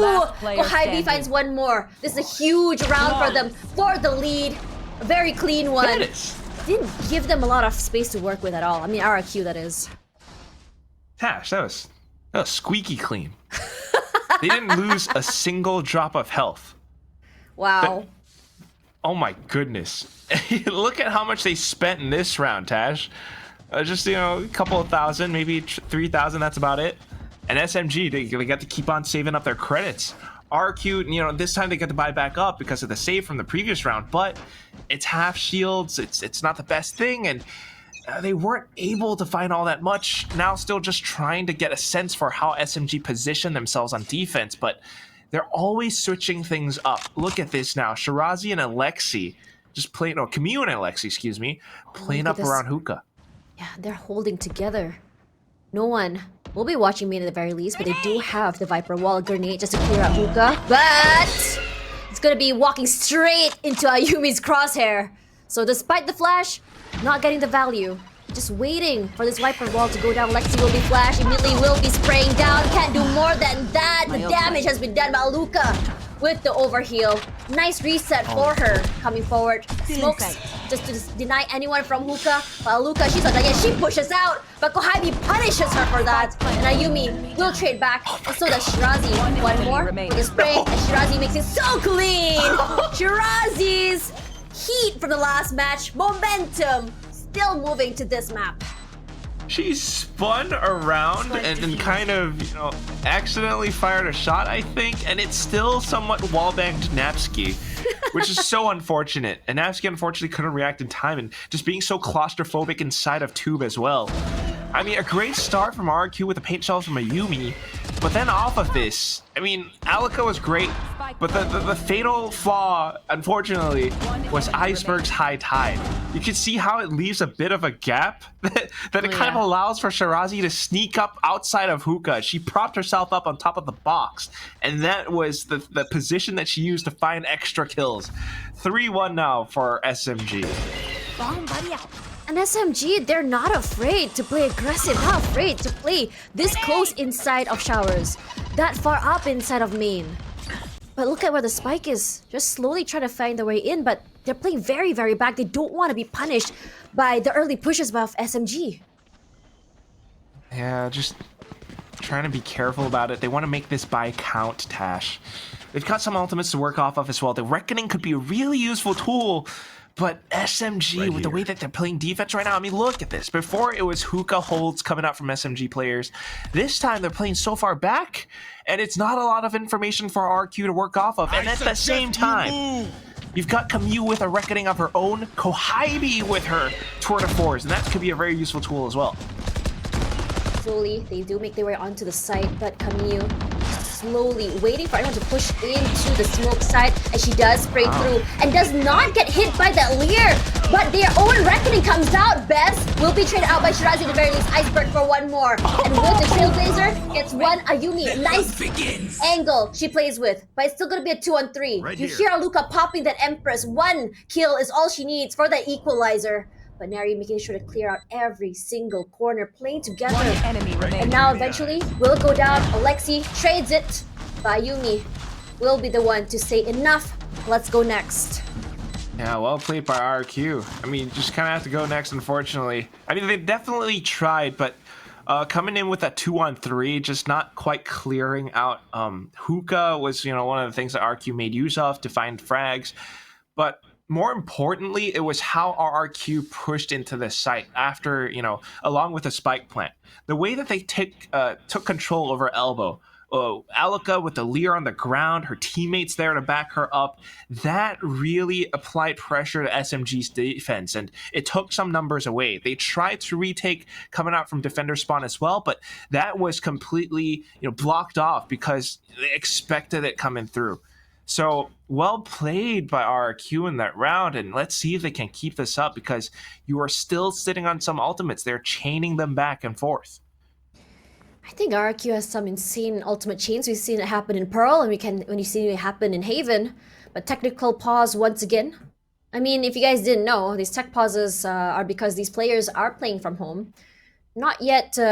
So since everyone's playing from home, there are going to be difficulties. So bear with us for a little while. But speaking of that, we saw pings happening as SMG was pinging towards showers. I mean, we've been seeing it every single round. We see a Neri push up with Alexi, I believe, straight into showers just to catch anyone pushing through showers. But at the same time, we saw just now that when they push out through B as well, which is the other members of SMG, they pushed out from Hookah. B long was completely empty, which relatively gave quite a big opening for RRQ to get onto site and take full control. Right, and yeah, well, some of the things that RQ's making use of. But moving on to the next round, it's gonna be the ultimates again that I'm keeping my eye on. First of all, Ayumi with a showstopper, a very useful initiating tool. But then for SMG to try to defend against that, if Kohabi pulls out her tour de force right now, she's buying onto a Spectre. It's an option that she could use. That's the thing as a chamber. You have a full arsenal at your disposal, and maybe using that, getting a good flake onto a Yumi could shut down any potential pushes coming through. Remember, the kill kind of enables this slow field around the spot where you find that frag. So it's going to be a tricky thing for RQ. They have to disable some of these SMG players before fully committing to a site. Regardless, back into the game we go. Kohabi still playing in her usual spot on A main. And Neri pushed out straight out of B. This time around, it will be with Kamiyu. But it's going to be a nice pick by Alexi. With Iceberg down, they also have control of the spike. It's just so unfortunate. Shirazi finds that pick through teleport. First time round, didn't work out. Second time, perfectly done. And with the teleporter plays, the spike has been retrieved. RQ has to push back against this now, and it starts with Alika's kill. Yeah, it's huge as Alka finds two. The showstopper, just to really clear it out. She spots out that gun barrel behind of the boxes. There. But Alexi hasn't moved quite yet. Will be close by. Kohabi with a tour de force. Exactly what you said. The spray from Alexi. A flash to come through. Do they actually clear it out? Yes, they do. Alexi with 3. Technically, she saved the round with Kohabi. Yeah, working together as a duo. Getting those 3 frags, that's what Alexi does. But more importantly, it's the way that they took control, making that sudden teleporter play. Definitely is, not a very common sight, and it's a great call by IGL Kohabi and, executed to perfection along with the team. And something that RQ just did not expect whatsoever, because so many rounds now they've been trying to take control over Hookah, and that went unpunished. Now that they're punished, they spent the showstopper, they lost the round. It's going to be Sheriff buys, you got Navsky and Bess on their ultimates, but can you really make use of them? It's a little bit painful for RQ in this round. Aluka, if she gets a power pick, it'll be huge, but rendered so low, and will eventually be taken out by Kaguy. So the Shirazi for 2 and for 3, in fact. Look at her play with a tiny little angle that she can spot by the side of the cascade. Like I mentioned, it's the buys, and now it's just SMG turning this into a firing range. Ah, Shirazi! Oh man! I was the one getting a heart attack. A clean round for SMG again, and it's one of those things that gives them such a strong lead. Tash, we are at the 3rd map right now, and if RRQ cannot bounce back off of Coach Ducky's timeout right now, it's painful to say. I keep using this word, but that's just how heart-wrenching it is. They need to bounce back, because if not, that's it for Open 3. I mean, technically, they have already made their way into Elite, but now the girls are trying to fight for seeding. You want to get the best possible situations for yourself as we go into Elite. And again, stakes are still high. Seedings matter. When you get into Elite, you want to be able to get the high seed to be able to get the advantages, number 1. And number 2, you want to make sure that you can wrestle that one spot to championships away. Yeah, that's the main thing. It all comes down to that one biscuit at the end of it. You gotta risk it for it. You know, can we have a cookie that instead? one spot, right? Like, I mean, biscuits are great, but like, what about a cookie? No, we're just risking it for the biscuit. Risking it for the cookie does not rhyme. I mean, it doesn't rhyme, but cookies are 10 times more delicious, okay? Okay. I love how, like, there's no reposition at all from Kohaimi because she knows that she's gonna be able to anchor this area. Look at that. Spots it as well. She's got the rendezvous, so instantly out of cover. Oh, but Camille with the multi-frag alongside Shirazi. This is just so dominating. But Napski and Aluka will put in the band-aid. But Lexi with a huge flank whittles the numbers down for RRQ. Only 45 HP. Can't do much more than that. And it's just that hold. There was a timeout. They had ultimates. They had an idea, I suppose. But it's a timeout that, you know, Team SMG gets to use as well. They get to talk to each other during this as well. And you're seeing how Kohaimi calls for some of these ideas, some of these defensive maneuvers coming through. The way that they managed to put up that roadblock around Bats completely threw a wrench into RRQ's plans. And that was the main thing, apart from Kohaimi. And again, with this same presence, now she's got the op. Oh, and that op gets a kill as well. Finds Aluka. That's one of the heavy hitters out of the way. The showstopper will be used. Here comes the reckoning. Here comes the sneakers. Pandemonium all around. And through that, Iceberg Napski get one each. But Shirazi gets a pick onto Best with the snake bite. But here comes the Viper's Pit. Full control of the site. And what can RRQ do to regain control of this? They have a minute to play with. They can pivot off, but it's gonna be hard. With Kohaimi watching this backside with the op. That's exactly what she wants to do. Maintain that control of the site and the areas around it. They keep trying to find some semblance of control. Taking down Camille is a good start. But the main thing is still Kohaimi. She's repositioned herself. And if at this point RQ tries to reposition, try to rotate back over onto B, they're going to run into Kohaimi's crosshair. So the only way forward is into this Viper's Pit. And that's a tricky thing. They're running out of time, 30 seconds to go. And Shirazi, she's not moving at all, staying hidden. And look at where Kohaimi has positioned herself. If anyone were to come out from main, she'll see her. If anyone were to come out from lamps, she'll see her as well. But slowly, she's inside. And this person, she spots out the gun barrel. And it's just a clean round by Shirazi. And you know, she wins these pit fights. It's her world and we're all just living in it. She's the pit bull right in here. Whoa. It's crazy. Look, she was top fragging from the previous map. She's doing it again on Bind.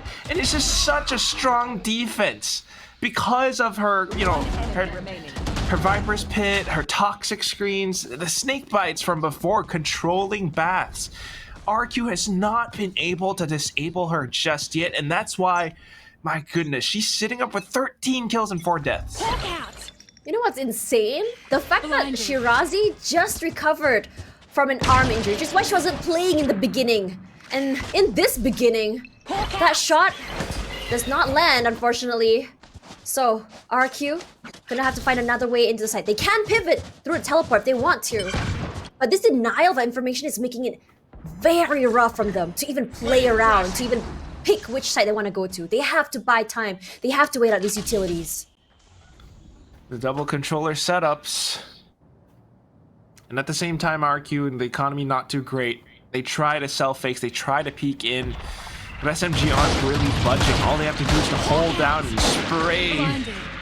Yeah, the blind comes through by Alexi. She just slowly makes her way through the smokes and she plays that corner perfectly. Okay. Aluka does get one pick with the Marshall, so it's huge. Teleport away, and Shirazi gets one, gets two. Wow, what a pivot.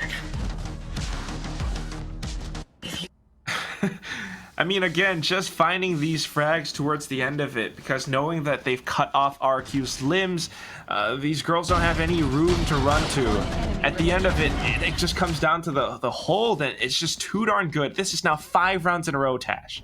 RRQ gets to buy back up, but it's round 11, and they desperately need a win.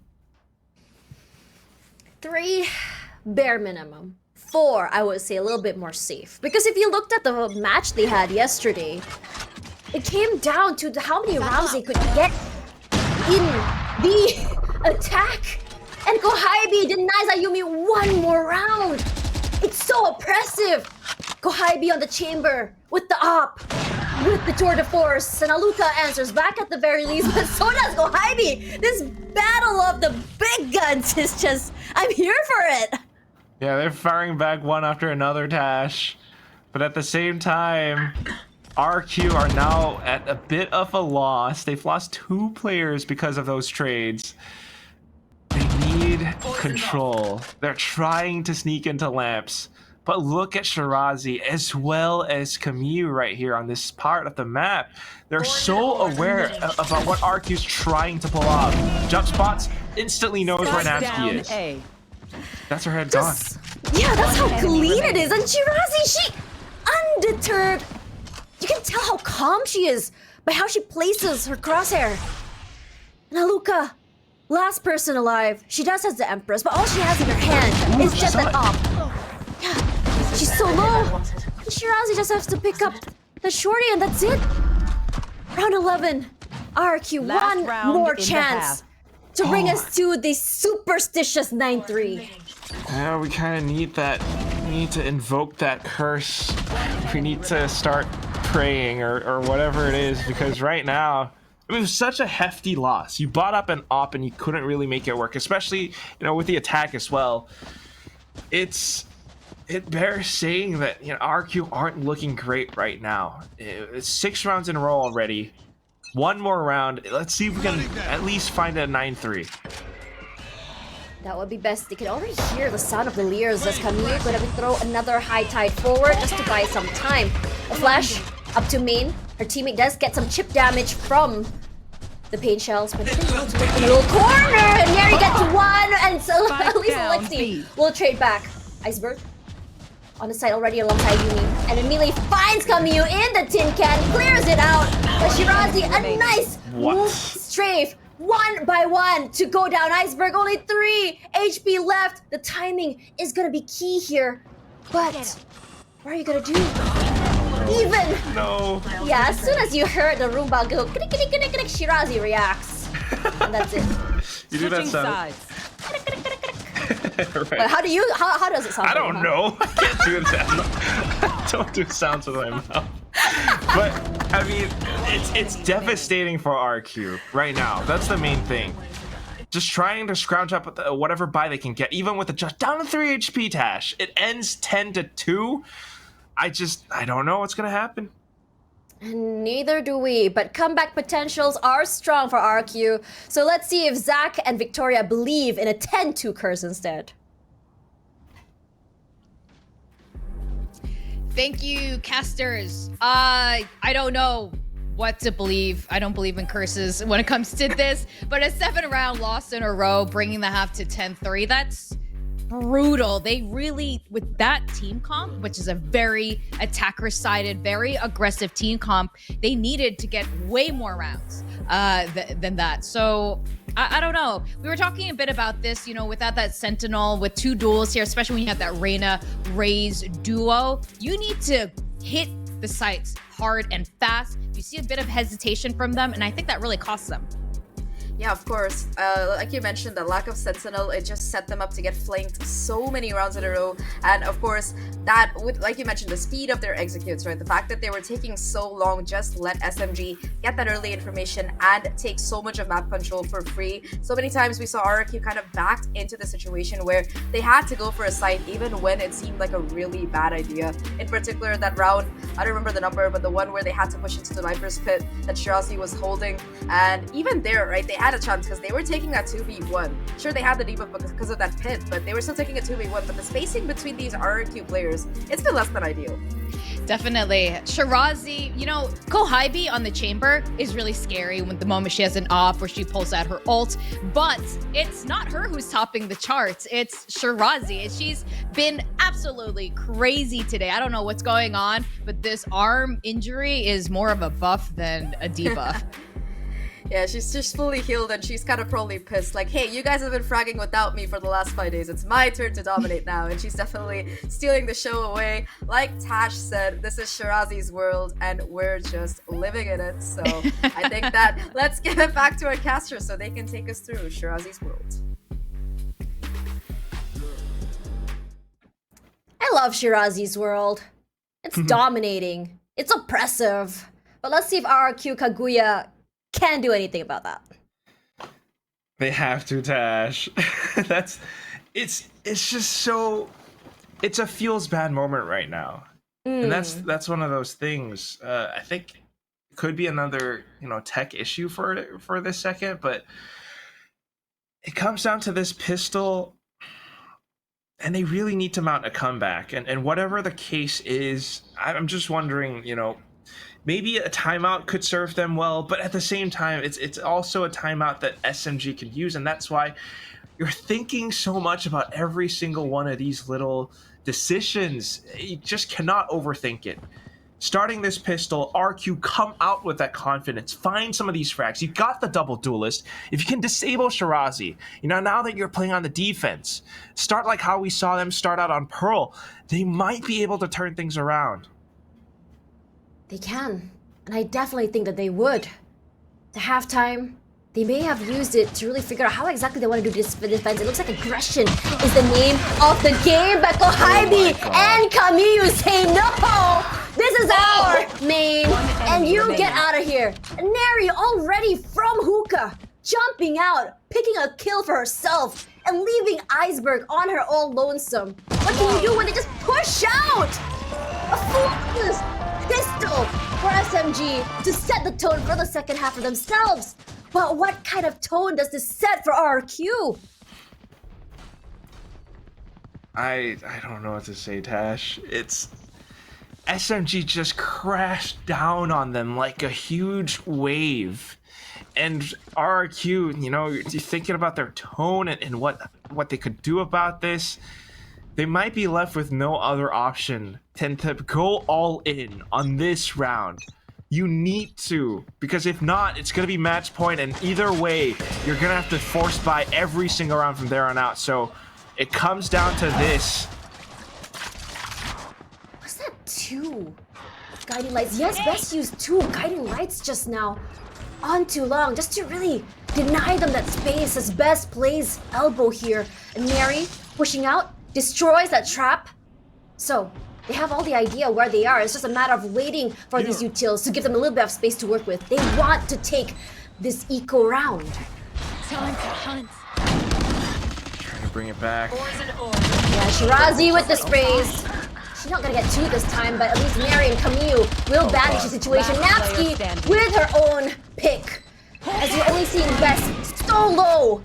Not a lot of HP to work with, not a lot of space. Tries to play and move to her backside. Make sure that no one is pincering her from the back of halls. Will get flash. Tries to at least get one. But SMG isn't playing with her. Eventually, does find Lexi. Kaguy, can she do anything about it? Yes, she can. And even if anything, if Kaguy were to go down, Kamiyu would most definitely trade off that. Match point. Yeah. But also, I mean, more importantly, it's just how SMG came in with such confidence, such decisiveness to really take down the site. They are determined to close out today with a 3-0 victory. I mean, not a single map dropped so far in this open, and they are still making it look this clean. The last force buy, potentially, for RRQ. And it's a couple of, you know, specters, a judge here or there. They're just trying to hold. Luca this time around. Not giving it that space. Trailblazer taken out. We'll move back, playing with our teammates instead. RRQ Kaguya, we've seen some insane teamwork from them. This might be their saving grace as force buys all around.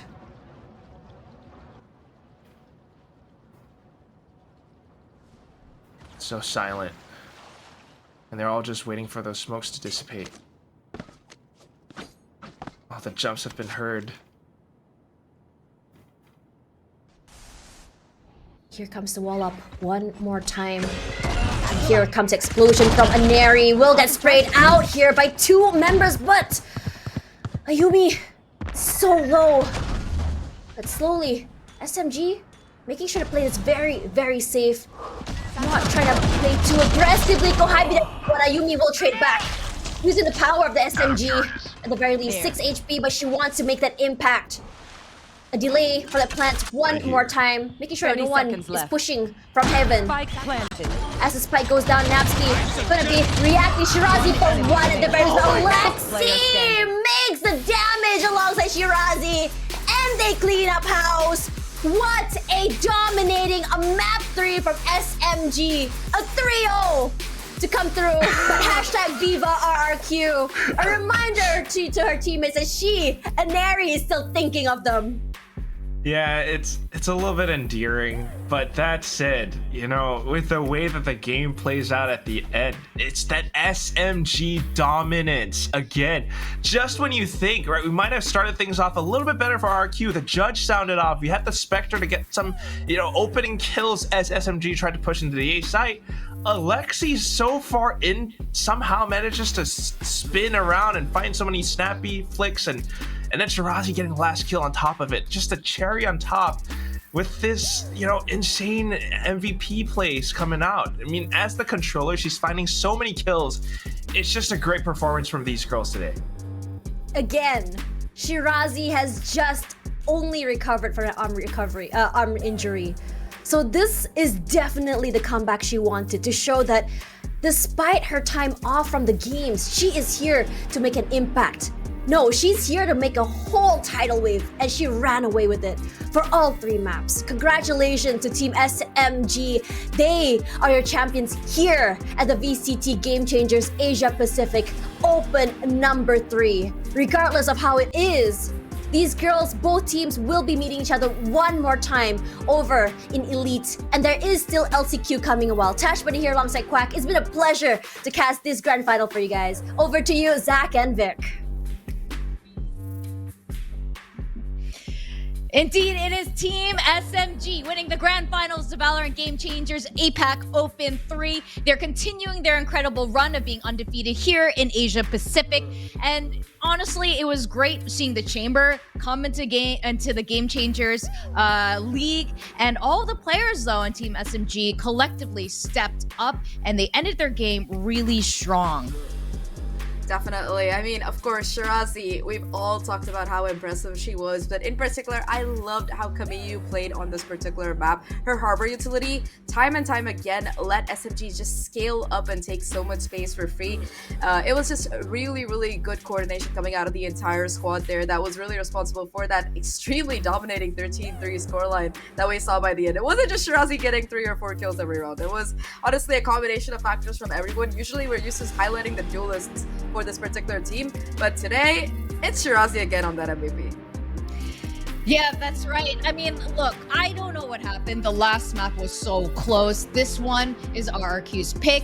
With this team comp, especially on the attacker side, we expected a much stronger performance. Is this the mental block that we had seen previously come back into play? Maybe the pressure was just too high, because if you didn't win this map, that's it. It was game over. And it's almost like, what do you call it? If you manifest in the wrong ways, it'll come true.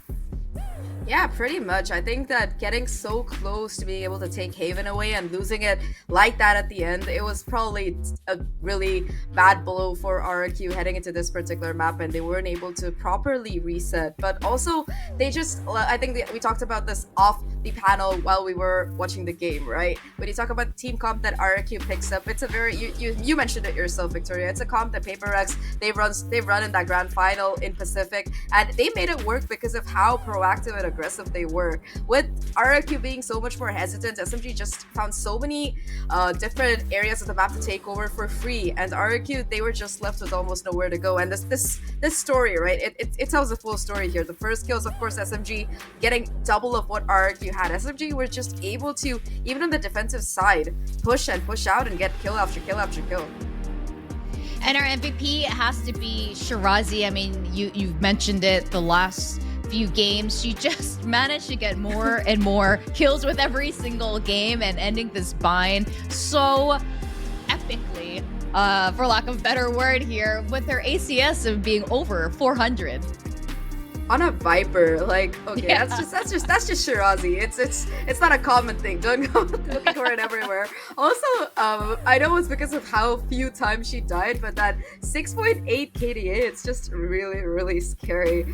I mean, we've talked about Shirazi before. Last year, she was that chamber player for another team. So, of course, her aim has always been extremely accurate, very, very pinpoint coming out of her. So now she's able to translate that skill into a more nuanced role. So she's not just able to pop off because she's really good personally, but she has that experience of being that frontline player. So, of course, you can say that about SMG's entire team for the most part, right? They have this mix of ideally experience on multiple players, as well as just experience playing a variety of different roles. So they are arguably the best that APAC has to offer, and they've been showing it the past 3 opens so far. Yeah, I mean, that's just the kind of stats you want to continue adding to your Valorant resume. But you're right, SMG, completely dominant. They definitely earned their place as the grand finals winner. And you know what? Going into Elite looking like this, that's scary. It's almost, it's a great row for them leading into perhaps Brazil after this. I'm really excited to see that. RRQ, though, they came in so close, and it's just too bad it had to end here like this for them. But that said, all 8 teams have already qualified for Elite. At this point, the winner, what you're walking away with, is the lion's share of the $10,000 USD prize pool, and of course, you know, pride and glory. And I think this is good. You know, if SMG had lost here today, I don't think that would have been great for them moving into Elite. I think that for SMG, they just have to be very careful not to have a reoccurrence of what happened with Alter Ego, because yes, of course, winning 3 opens in a row is great, but you gotta win the tournament that counts the most, and that's Game Changers Elite. We saw that happen last year, 2 years in a row. Alter Ego, they win every single Game Changers tournament, and they fail to win the one that mattered the most. So SMG, of course, they've been far more dominant this 2023 than Alter Ego were in 2022. They were knocked down to the lower bracket a couple of times, so SMG, at least they don't have that particular thing going for them. But also SMG, in my opinion, they got to think a little bit further, right? Right now, they are dominating, sure, against all of these APAC teams, but what happens if they do qualify as APAC's champion and then head into that Game Changers Global Championship? Because they're going to be going up against the likes of teams like G2 Gozen, most likely, or Version 1, who have, again, been the dominant teams in their region for this year. And in case of G2 Gozen, they're the last year champion as well. So definitely a lot of food for thought there, because right now, sure, they might be dominating APAC, but there's a long way that they want to go. And I don't think that this particular team's hopes stop at merely qualifying for that championship. Yeah, I think that's a fantastic point you make. You know, when you go into the international stage, it's just a completely different ball game when you're leaving the comfort zone of your pool, where all the players know each other really well. The teams know each other really well. Heck, I mean, today we saw a face-off of two teams who historically, know each other, with Inari having left RRQ to SMG, or it was swapped over to SMG. When I say left, it's almost like this. It's so dramatic. But yeah, that said, we do want to, of course, talk to our winners today and ask them exactly these questions, their thoughts on today's grand finals, because RRQ really did push them further than many other teams have this Open 3. So with that, we have Inari on the line and ready to have a chat with us. Hello. Hello. Hi, Inari. Hi. Hello, Inari. Congratulations. I first have to start off with a very obvious one with facing off a lot of old teammates. How did you feel going into that? Honestly, because it's all in the past. Like, they were my teammates in the past, but they're like nobody to me right now. So I had no extra pressure or anything. And Okay. it was just me, like, going up against, like, just another day in the office. So it really didn't matter to me. Even Did if we it had, help like... in? Sorry, So- continue. No, I was gonna ask if it helped you in your understanding of their gameplay and approaching them, because you used to play with them.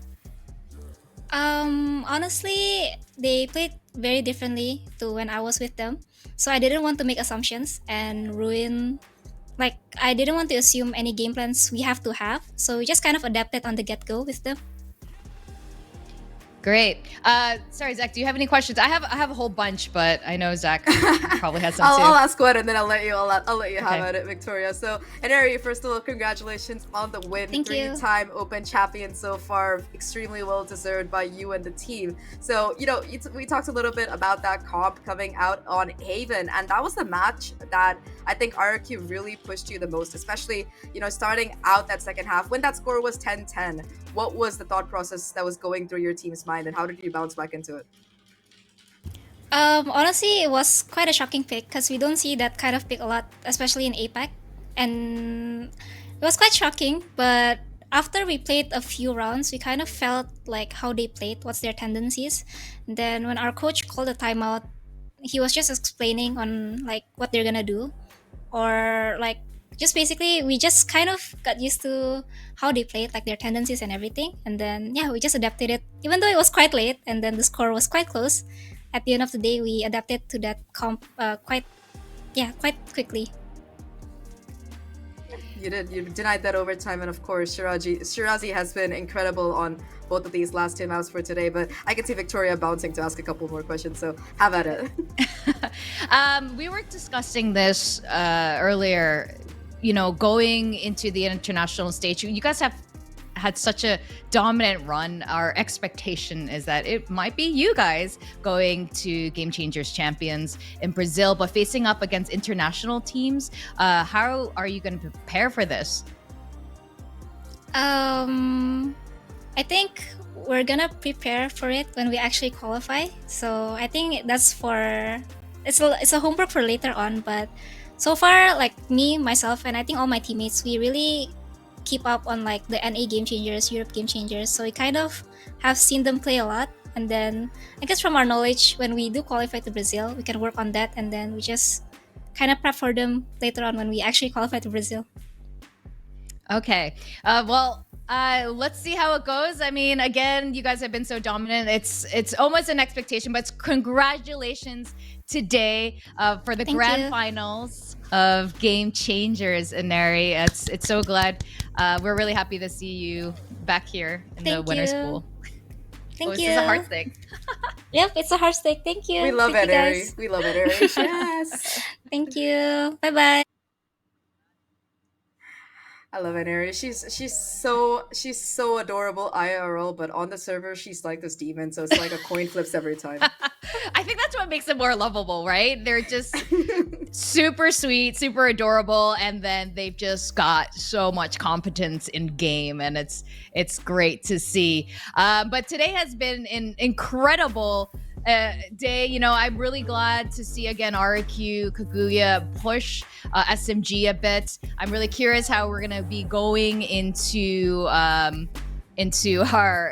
Game Changers Elite. We have our brackets here. You see a little bit of the history of how the last week played out, and with SMG continuing that role. Yeah, not a single map dropped this time around. Like I said, they took those 3 maps that they lost, one in that upper final and 2 in that grand final, last open a bit personally. So they are back to their 100% winning ways instead of having that 90% winning way kind of thing going on. But of course, like you mentioned, SMG back to their domination point of view and heading into Elite, right? We do have our first 6 teams qualified for it. We've seen a lot of those matchups play out over this last week, but we still have 2 more slots that are coming in, and that's where the LCQ kicks in, because anybody who still wants to make it to Elite, who still wants to go up against SMG and the rest of the teams that have qualified, there's still a chance for you. That's right, there is last chance qualifiers. That is always going to be a good one to find out who are the final 2 that are going to join the rest of the top teams. With that ends the Open 3 of Valorant Game Changers. It has been an absolute pleasure being on the panel with you for the very first time, Zach, and today's Game Changers.